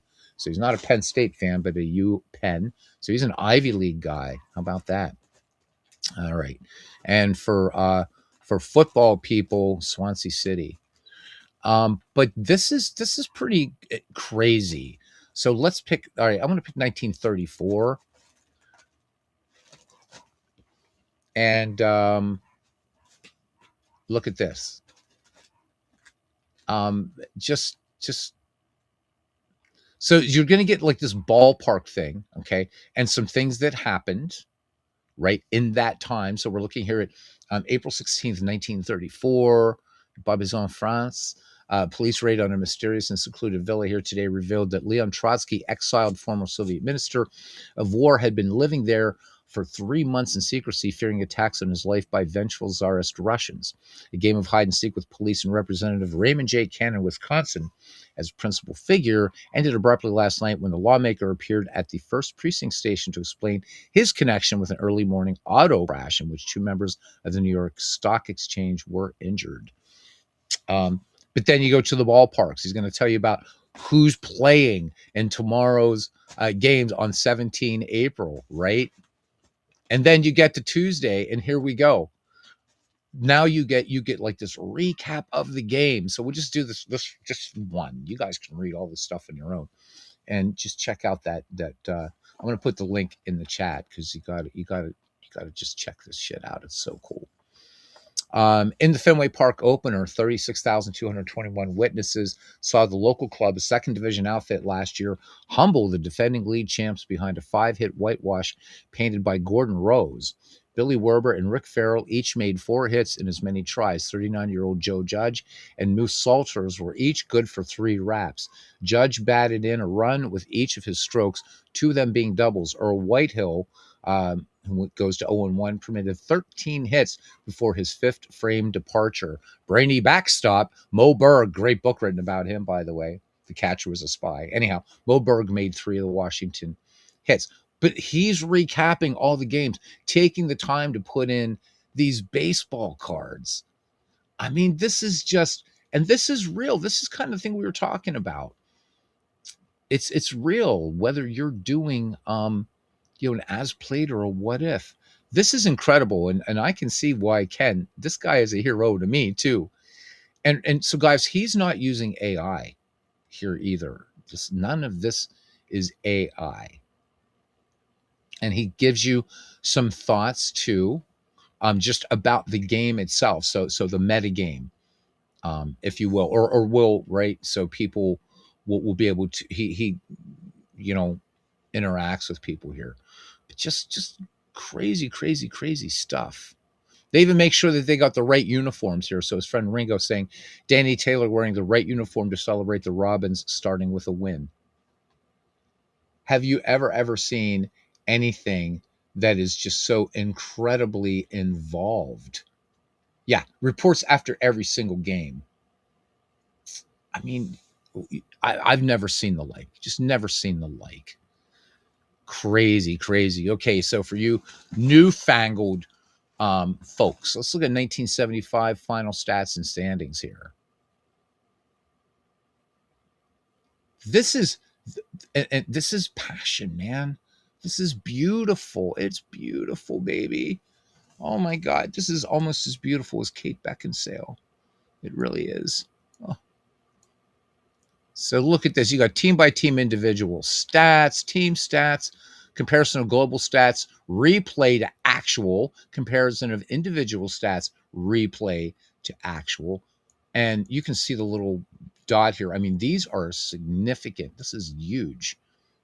This is huge, huge stuff. So 75, we got uh, the usual suspects here. The usual suspects. Look at this work. Come on, man. You got to admire this. You got to admire this. I mean, so anybody that is passionate about something, and especially if he's doing it with an eye toward not only himself, to give himself joy, but also to increase the joy of others, you got to love it. I think it's the most noble of pursuits. I really, really do. Look at this work. Look at this work. This is nuts. And I say nuts in a good way. So there you go. He is definitely the Babe Ruth of replaying, says Dwayne Morris. Yeah, he makes the rest of us look like a bunch of ham and eggers, man. He really, really does. Um, and So it's opening the baseball encyclopedia. This should be pretty scary. Man, I would love, love, love to get this guy on a Diamonds and Dice podcast with Bernie and me. It would be incredible. So a complete record of his full season replays of 1908, 1930, 34, 41, 44, 47, 50, blah, blah, blah, blah, blah. You get it. And also 1923 Negro Leagues. And this scroll thing is not even being, look at this. Look, this is like huge, man. 1,159 pages. This is like about half the size of Total Baseball. So this man is not playing around. He even gives us an intro. Wow. Shit. I mean, this is just crazy. Just absolutely crazy. You can see who the MVPs were, the leagues that he played. Let's just skip to something random. I don't even know what page we're on at this point. Look at this. You got like your player register. Remember these things, guys, from Total Baseball and McMillan and Neft and Cohen did them a little bit differently. But you guys remember these, or the stats handbook? It's all in here. Holy moly. I don't know if he uses something. So we're at page 778, and we are just in the wow, waves of inadequacy. Oh, poor Ken. Oh man, who has that much time? I know, right? God. Ken says waves of inadequacy are overcoming him, realizing that his 500 to 700 games a year are squat. Well, okay, maybe compared to this, but compared to just about everybody else, no, they're not. That's a hell of an achievement. Um, it would be interesting to see what kind of adjuncts, if any, does he use. And I'm not necessarily talking about like AI or anything like that, but just this is just crazy, man. Crazy. Wow. Ken, didn't you tell me how many games he says he rolls up a day? It's like this crazy amount of games. I know I'm using the term crazy a lot.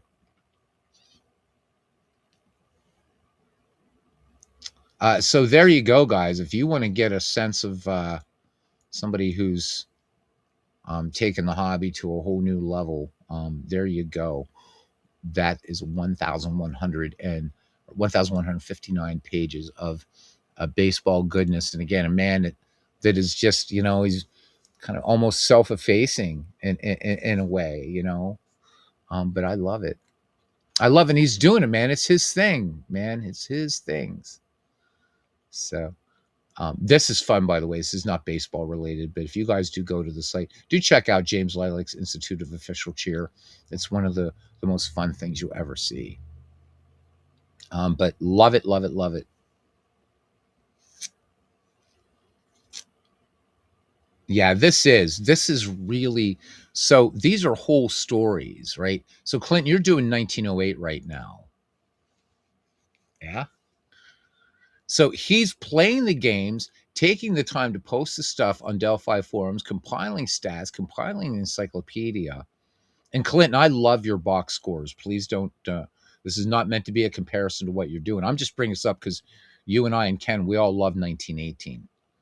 But look, he's keeping just a running total of what's going on. And this particular discussion for this one is running at 662 pages for it's just crazy, crazy. 19,490 views on this. Hi, me again. Welcome to my 1908 replay. The format's the same as your 78 replay. He's using actual lineups, post a game by game recap, and standings at the end of each scheduled day with a stat file or leaderboards every few games. I mean, this is just crazy. Saber Committee looking for replays, by the way. Anybody, if you're interested, Saber is looking for replays. So if you guys want to, you don't even have to be a member of Saber. You guys should check it out. Help out Saber because they're really, really getting more into um, how baseball sims. And I was able to I was very fortunate to do a presentation for the Mathewson Plank chapter here, um, of our chapter of Saber on baseball gaming as an adjunct to learning baseball history. So if anybody, get in touch with Saber, Derek Bain is a good guy to get in touch with, as he is head of that committee.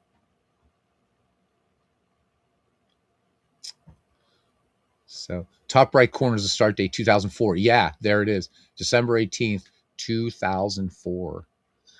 Just I you gotta love it. You just gotta love it. Clinton posts a lot, by the way, in Delphi forums. So if you want to check out Clinton's music, please do so. Um, yeah. What else can you say? So you're going to submit your 2023 Phil's replay. Nice. Nice, nice, nice. Yeah, they're looking for strictly season replays because I wanted to pitch the McGreevy thing to them, but so instead I'm doing 1908. A bit specifically a 1908 Hannes Wagner replay, so taking a page from Clee Baseball Fan Tribe Fans book. So it's going to be a replay focused on Hannes Wagner more than it is 1908. So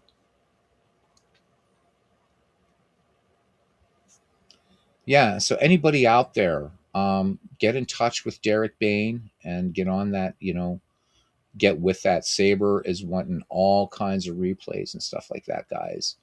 Um, and don't kid yourself. Saber isn't just a bunch of dudes that love baseball.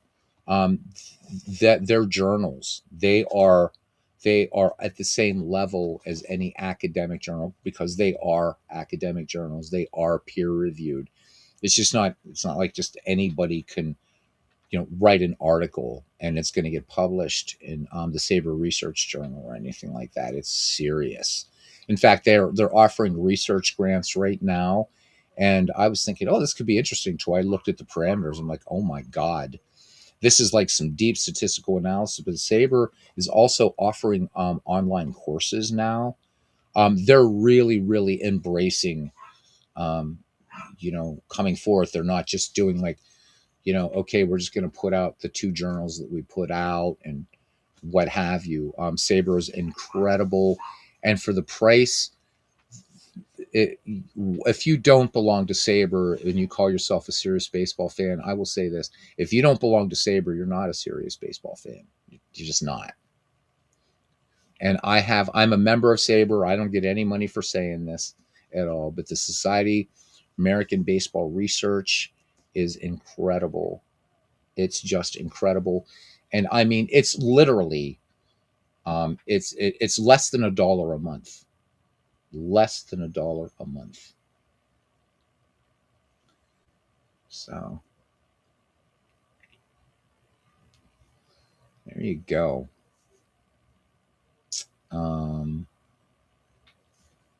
so that's it. So Ken, thank you for bringing that up, and I'm sure this game. And oh no, we put it on pause, didn't we? Anyhow, great stuff.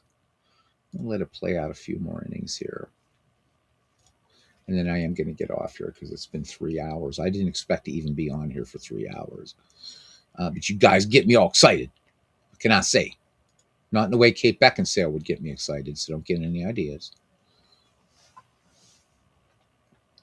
Ken, what's the name of your chapter up there? Your Saber chapter? What's the name of it? Clinton? What's your Saber chapter? You're Clyde Sukeforth? Is that your chapter?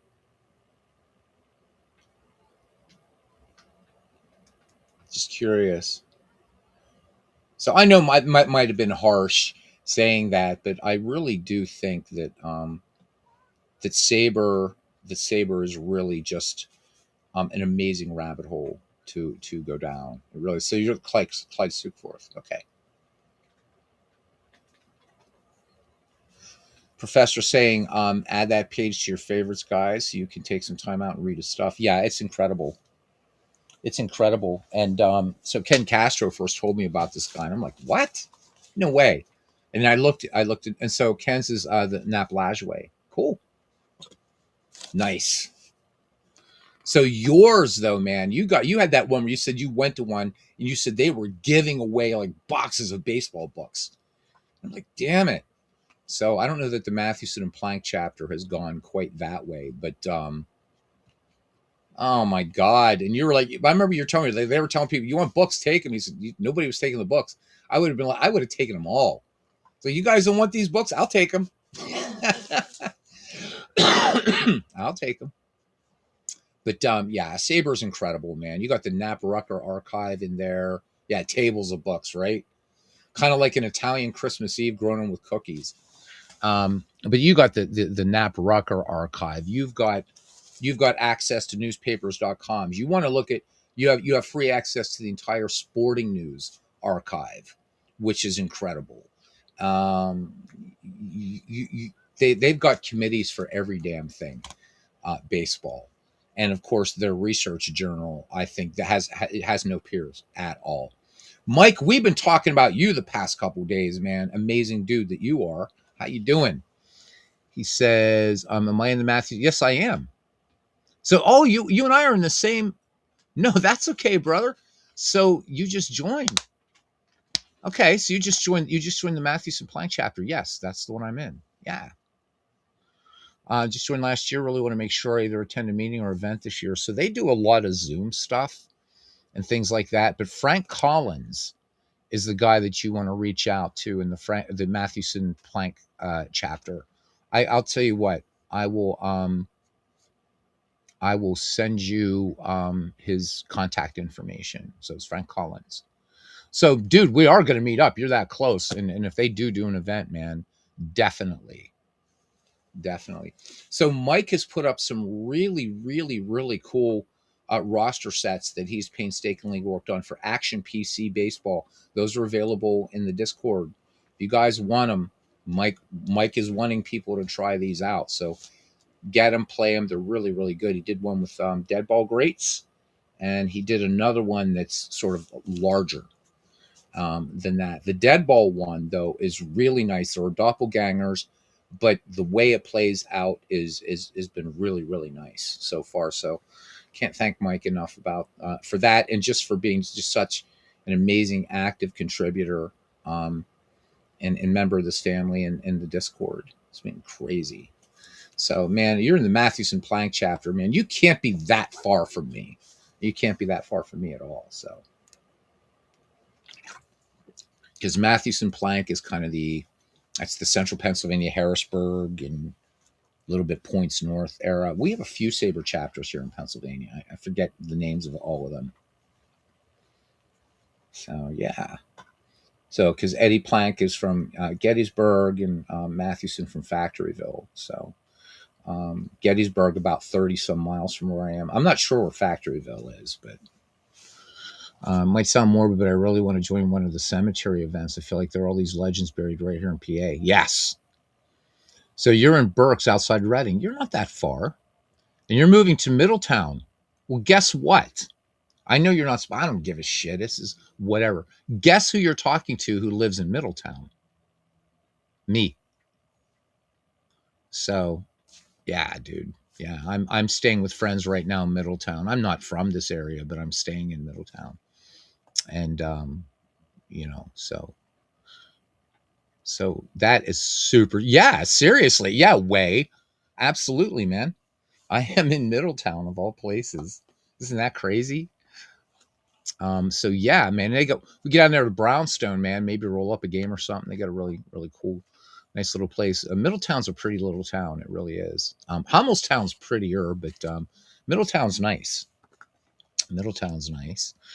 And the area where I live in Middletown used to be an Air Force base. So living in military housing here. And so my friends that I'm staying with, they told me that I guess these were built like after World War II, so in the 50s, right? The start of suburbia, Levittown being the first. So apparently they got the plans messed up. So the houses that they built for the bases in Florida have basements, um, right? But and no attics. But the ones here in PA have no basement, and they do have attics. So pretty kind of fun stuff. Yeah, yeah, I am. Well, in fact, I have to deal with MDT every day because of my job with FedEx. So we are MDT. Yeah, that's the designation. So I see that airport designation every Tuesday through Friday of my life. So that is super cool, man. How about it? So yeah, I'm probably about. Luckily, you can't hear them. I hear the Pennsylvania Turnpike more than I hear the airport. But it was really interesting when the Blue Angels were around here this past summer. What was that for Memorial Day or whenever that was this year? Blue Angels, July 4th. That's what it was. That was nuts, man. That was rattling the whole warehouse. It was awesome. These guys were. They weren't. They weren't. Obviously on. Afterburners or any of that shit below deck, but they were cranking it, man. These guys were probably doing 300-400 knots. And it was crazy to watch. It was so neat. Yeah. So Mike, so man, that's cool, man. Hey, we'll have to figure it out, man. Get together and say howdy do. Howdy do, man. So again, guys, check out Mike's Blue Rose case. He goes by in the Discord, and check out his great projects for Action PC baseball. I have to say, really dig the planes flying over. Looking forward to being near Harrisburg, in Capital City. Yeah, yeah, it's fun. There's some nice bits in Harrisburg, um, to hang around in. I don't think Allison Hill is one of them, but you get onto the riverfront and stuff. And of course, dude, got to catch a game. Harrisburg Senators game out in City Island. That will be fun. Yeah. So Harrisburg's working on being a city. It's getting there. It's getting there. So, but Middletown, man, that's cool. Oh, we got a good game here. This is a game I was like, I'm not really worried about this. I just wanted to show John how to let this game play by itself. But we got 1-1 here, Dodgers and D-backs right now. Little pitchers duel happening, so we're going to let this play out a little bit more. So, ain't holding anybody prisoner here, that's for sure. I know we've been trying for years and years and years to put something together in Kansas City where everybody can meet up. We could go to the Negro League Hall of Fame, roll up some games. Ken, I still want to do that. I just don't know how the hell how to coordinate all that. Maybe we got to pick the brain of one Dave Gardner because he's been doing the Digital to Dice convention in Connecticut, which I would love to visit this year, but I don't think I'm going to be able to make it. I don't know when it is though, so maybe if it's in May, I could probably do it and meet some of you guys. I know Silva's going, so it'd be great to meet Mike Silva. You guys don't know about that project again? That big, beautiful baseball bat. That's like the digital equivalent of what the dude here we were checking out here. This mic. So I don't know if it's people. if people named Mike that just do these things or do these crazy big projects or not. But the Big Beautiful Baseball Bash is definitely something to behold. John says he would definitely go to Kansas City. Mike says, great idea. Cooperstown as well. Haven't been there since you were a kid. Well, you're one up on me, dude. I've never been to Cooperstown. I've never been to the Baseball Hall of Fame. That's a place where I'd love to work. But unfortunately, while I have tons and tons and tons of library experience, they're mostly looking for archivists. But I would take a pay cut because they don't pay well. I would take a pay cut seriously, and they're only. I think the Hall of Fame's only closed on Christmas Day. I think that's it. Maybe Thanksgiving. They're only closed. I would buy snowshoes because that part of New York gets some serious winterage. I hate winter. I would buy snowshoes. And if I had the wherewithal, I would pay them to work there. That's how badly I want to work for the Hall of Fame, especially the museum part or the library part. I'm sorry, but I have very little archival experience. But man, oh man, I would. That would be the only thing that would be equivalent to that for me would be again being a full time performer. But imagine a job where you're working at where there it is, like all of baseball is right there, and you never know who's going to call in with a research question or who's going to be there for whatever festivity or who's just going to be there on a Thursday in February. But your job is baseball and baseball research and everything like that. Oh my God. Seriously, there would be 3 feet of snow, and I'd be like, I'm still coming into work. Give me a key. I'll come into work. You couldn't stop me. You couldn't stop me. But every time I look at Cooperstown as archivist, and I only have about maybe a year of archival experience, and that's just with maps. And I knew the basics of but they want archivists, not library specialists, unfortunately. Anyhow, Mike says, I have to say it's the best camera view in Albert Park baseball. I use it as well. Feels like you're in the park, and Cooperstown would definitely be a dream job. Yep, they do not pay well, but who gives a shit? I don't care. Man, I'll live in some old. The other thing, there's an excellent magician that lives up there. His name's Larry Bernowski. So it'd be cool to kind of session with Larry. He lives in Cooperstown. Lives in Cooperstown. He's not really a baseball fan. But still, he's an excellent magician. So Cooperstown would be a double win for me for magic and for baseball. The Hall of Fame dead ball guru, dude. I would be so. I mean, I appreciate the kind thoughts there, John. But no way. I mean, the people that work in there. I mean, John Thorne hangs out in there. For God's sake, John Thorne knows more about baseball than whatever. I'm not clever enough to come up with an analogy right now, but boy, would I love to work there. Jeez. I should have, see, I had a chance too when I was working at Penn State to, not only, because usually you go two paths. You're either going to be a librarian or an archivist. It's rare that you're both. And I did have a chance to kind of get into, the archivist side of things, but I love doing kind of the the reference interview type thing. So I stayed more on the library side of things rather than archiving. And now I'm kicking myself in the arse because I could already be working at Cooperstown. Wish I could buddy up to John Thorne and say, come on, man, don't you need like a research assistant or something? Somebody to shelve books, even though you have to make an appointment at the library. You can't just go in there and borrow books. It doesn't work that way. But God, I would love it.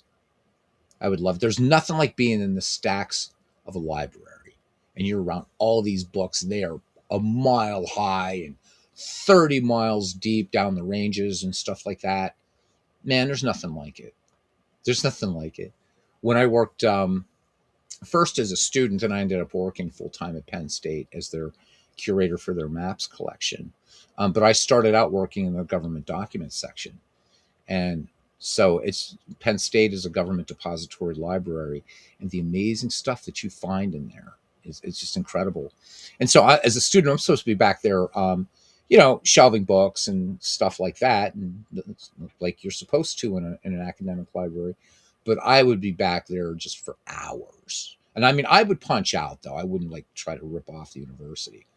I would just punch out and I'd just be back in the stacks, just like, wow, what's this from NASA or what's this from, whatever agency. And it was so brilliant. Had so much fun doing it. I love being in libraries. I love being around books. So, not that anybody cares to see my biography, hear my biography, but I'm just trying to fill in time while this game's playing. Might as well let it play out. You can't exit out of a. I'll put the sound back on the game. You cannot exit out of a 1-1 game. So, and I'm also training my head not to get seasick by the dynamic camera follow the ball thing. So this isn't too bad. And we're playing pitch by pitch because John does bring up a good thing. One of the big graphic things that they do got to work with is, when a runner's trying to steal second, he's he's going to be safe. There are no close plays on the field. The close plays come in the play by play. So this guy, he's safe. He's safe.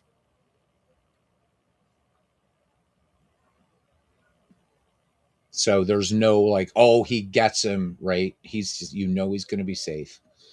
And you can actually, if you watch the catcher, you don't even have to watch the throw down. When you watch the catcher gunning down to second, the play, as John says, the play is done before it even begins. Really, I'm back and forth, Mike, on it too. On the dynamic camera. Now on this level down here, it's not giving me motion sickness.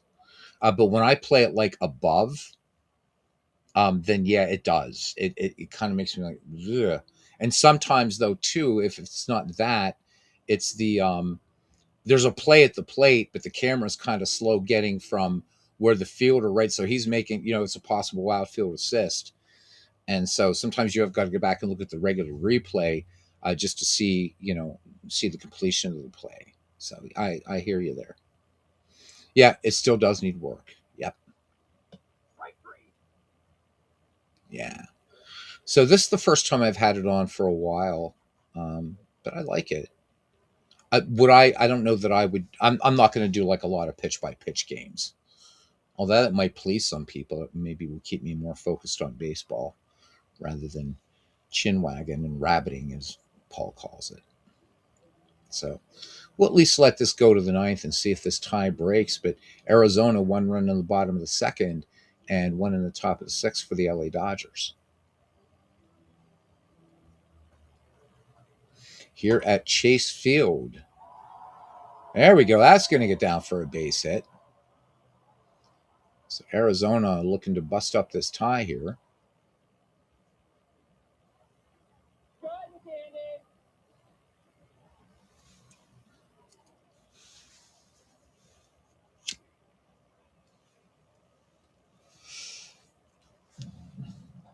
And here we go. And there goes the runner. And he's safe, of course. So, yeah, you got to make those because, I mean, that's so exciting, right? To see those steals of second or even third for that matter. But when that it kind of does take away a little bit. But again, I think they'll work on that. But I do want to mention it's like, come on, guys, can we get it closer? Because I mean, really, what you're seeing on the screen, what's going to be decided is up there in that play by play. So at least every once in a while, I don't know whether how it works behind the scenes, whether it's um, I don't know. Now you can speed up the dynamic camera action a little bit in the game too, and I've tried that. And there's so many different settings, Mike, that I'm with you. Still needs some work, but it's improved a lot since. But the one thing that will give you seasickness is the spray chart, the infield spray chart. I don't know if you guys know about the spray chart, but we'll hit that. I think I can hit that while the game's auto playing.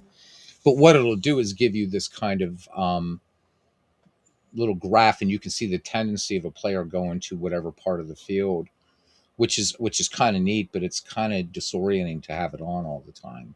Let me see. Would do it well. I might have to go out, but I think F8 is the hotkey. Yeah, there it is. There it is. So you'll see it in the next batter.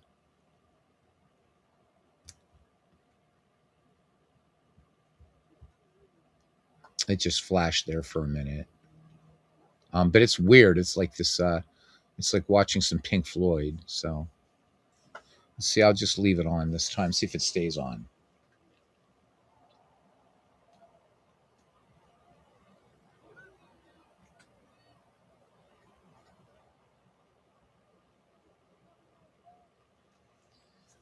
Okay, let me do this because I do want you. I don't know if anybody's, and I don't know how many people actually use this. There. So I'm going to switch just this park view to overhead for just a minute, so you guys get a better sense of what this is about. So this is a little sort of nod to modernity, I guess you might say. So let's go to default for this. So this is kind of handy. I don't know that I'm such a fan of the strobing effect though, or that wavy effect. But there we can see that Justin Turner. So we can see graphically that statistically he's a pull hitter. So he's going to go to short and left 46% of the time. The hotkey for this, in case you don't know, is F8. So you can turn that on and off using F8. So there's another little bit of loveliness there for out of the park baseball. All right, let's go back to our home plate camera, and let's go back to letting the game play out itself because it's doing a hell of a lot better than I would do it. There we go.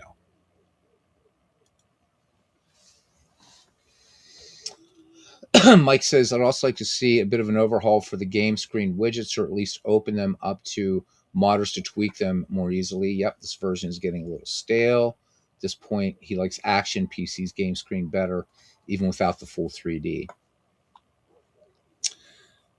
Yeah, and we're so also too with that widget issue, Mike, that you're talking about. If you go to classic 3D view, then you get a whole different look to this game. And you guys maybe let me again show you, because some people might prefer the classic 3D view, and I'll show you why in a moment. Of course, you can mix and match in this game, but we've hit escape. So let's go to game options, or no, let's go to view. So you guys can see right here now up in the line score, we've just got, this very sort of ESPN or almost MLB The Show look to it, and not a lot of stats here, right? So basically you're getting right, position, average, home runs, RBI, stolen bases. But if you go to the classic 3D view, now it changes up, but it's a little weird. It's a little weird here, but now you're getting for hitters, you're getting season, getting today, you're getting their career stats, what they did last year. So if you're playing in career mode, it's going to track from year to year for you and stuff like that. So this is kind of cool. So, if I was calling this game, I'm like, all right, Justin Turner in there now. 0 for 2 today, 5 for 18 overall in the season with a 278 average. And then you get all these extra stats and the nice ratings and stuff. So there's a lot of nice things here that you can do, certainly. And then you can still view your bullpens and stuff like that. And this was actually what Out of the Park did look like. This is not new. This is actually when they were first doing 3D. This is what things looked like. And then, of course, you can configure your screen to where you want things to be. If you want to get that deep, I never mess with any of this stuff, though. So, but that's the classic 3D mode. And for pitchers, again, you get some season stats, career, all this kind of stuff. And then, so how this hitter is doing in the seasons versus lefty, how this pitcher is doing versus righting. So you do get a lot more information in the game that way. And then you can just easily just reset your camera views from here. There's also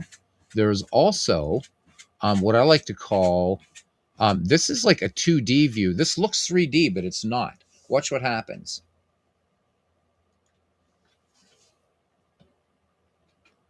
So you would have to right with these players and stuff, but this would be more like a digital diamond kind of jam to it. So here's a pitch low and inside, ball 4. Robbie Ray issues his 4th walk. So there's that. And then what do we got here? We got Roy Campanella up there. But then there's also the classic. This is what I call. This is Diamond Mine Sexy is what I call this. So this is another neat way to play it, and it's too bad this game is not accessible to folks like Aaron Reed, because this would be perfect for him. This is all text, but the problem is this up here. I think these are graphics. So, but there we go. There's Archie Hollywood Bradley for anybody who cares. All right. Okay, here's Roy Campanella. Guerrero on deck. Here's the stretch and the pitch. And it's pitch out, ball 1. And so you're going to get the pitch sequence. It's going to be going down here, which is cool. And we're not going to switch to one pitch mode. We'll just leave it as it is for right now. All right, so you're seeing where they're falling in, right? So this one down and away. So a plethora of game modes from this thing, too. Well, Bradley here, he can't find the strike zone to save his life, can he? Walks him on 4 pitches. So Campanella on at first. Here's Guerrero.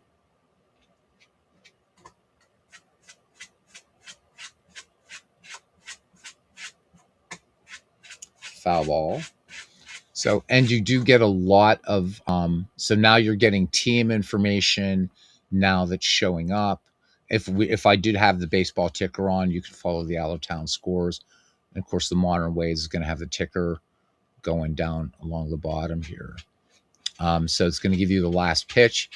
Another thing that Action PC or that Out of the Park Baseball needs to do, that Action PC Baseball does so very, very, very well. We're going to go back to our modern 3D view now. And I want to know exactly what the batter did last time up.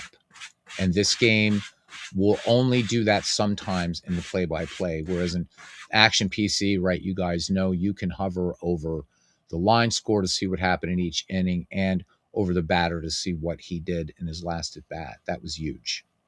So Action PC definitely shines in that. It's just great to have so many choices. And if you're Bernie Strom, you have bought all these choices too. I think he has the biggest collection of baseball games like ever. It's pretty crazy. He'll just rattle off this game. Oh, I've played that and this and whatever. So good stuff. Good stuff.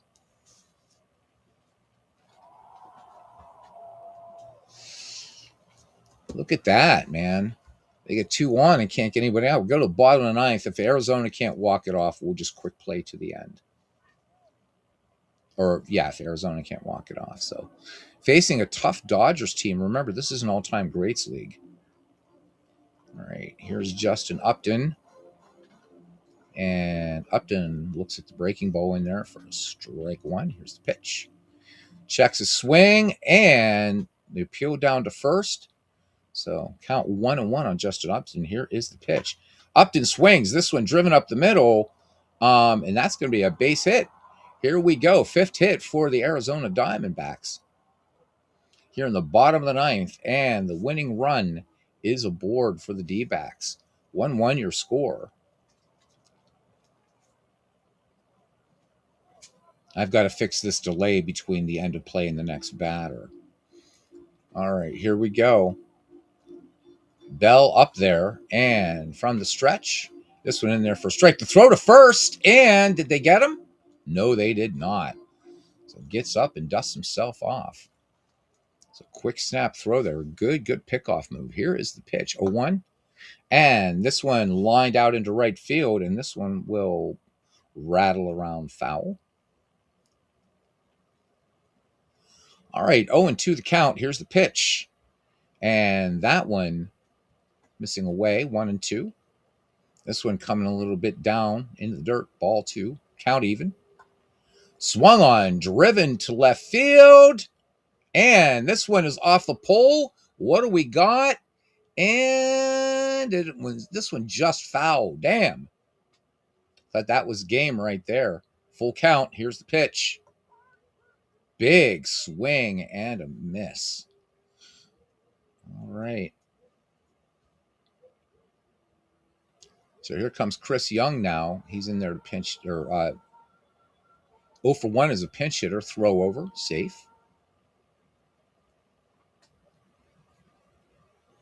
Missing from the game screen seems so basic. Yup. Absolutely, Mike. All right. And here's the pitch. Young swings, and this one twisting foul. And this is going to carry him around a little bit. Knock out about 3 spectators. This one low and outside, bringing the heat. Pitch. Swung on. This one. High fly ball to center field. This one back. Is it open the window, Aunt Minnie? And it is. And the Arizona Diamondbacks walk it off in the bottom of the 9th and defeat the Dodgers 3-1. How about it? Wow. So there we go. Jumpy, and little Easter egg there, little homage to the natural. And there we go. They don't jump around so much in this part, but there we go. There we go. He's like, I'm late, dude. What's up? The only other thing with this game, now you can look at it on the highlight reel, is that you can't replay the last play, which really sucks. Really sucks. I was doing a game a couple years ago, and it was a really tight Pirates game, something, and Bonds was up and walked it off in the bottom of the 9th, and all of a sudden the game just unceremoniously goes to this. I'm like, but I want to see that last play, and you can't, which really sucks, man. You have to sort of, right? It's just, it is what it is. So, but we'll go ahead and jump out. So there we go. So the D-backs improved to 6-4, and the Dodgers fall to 5-5. And the only home run was the one you just saw. All right, that will do it, guys. And I usually like to say individual goodbyes, but at some point at YouTube, it just takes forever and ever to go back through the chat, and you can't get everybody. So I want to thank everybody for coming on. We are expecting a Pocket Pennant Run update tonight. If that happens, we'll be back on with Pocket Pennant Run baseball, and if not, we'll do something else. And thank you for all your great questions, all your input about our talk about what ifs versus season replays and expectations and narratives. Do please check out Legend Sports Universe. He'll be doing his 3rd podcast tonight. So I will be on hold until he does that. I definitely don't want to broadcast against that because I'm going to be there. You guys will enjoy it immensely. Thank you for spending, good God, 3 hours and 38 minutes with me. I really appreciate it. To me, this was time beyond well spent. Everybody be safe. If you're out there shoveling snow, just be careful. Yeah, all that kind of stuff. All right. See you around the batting cage, family.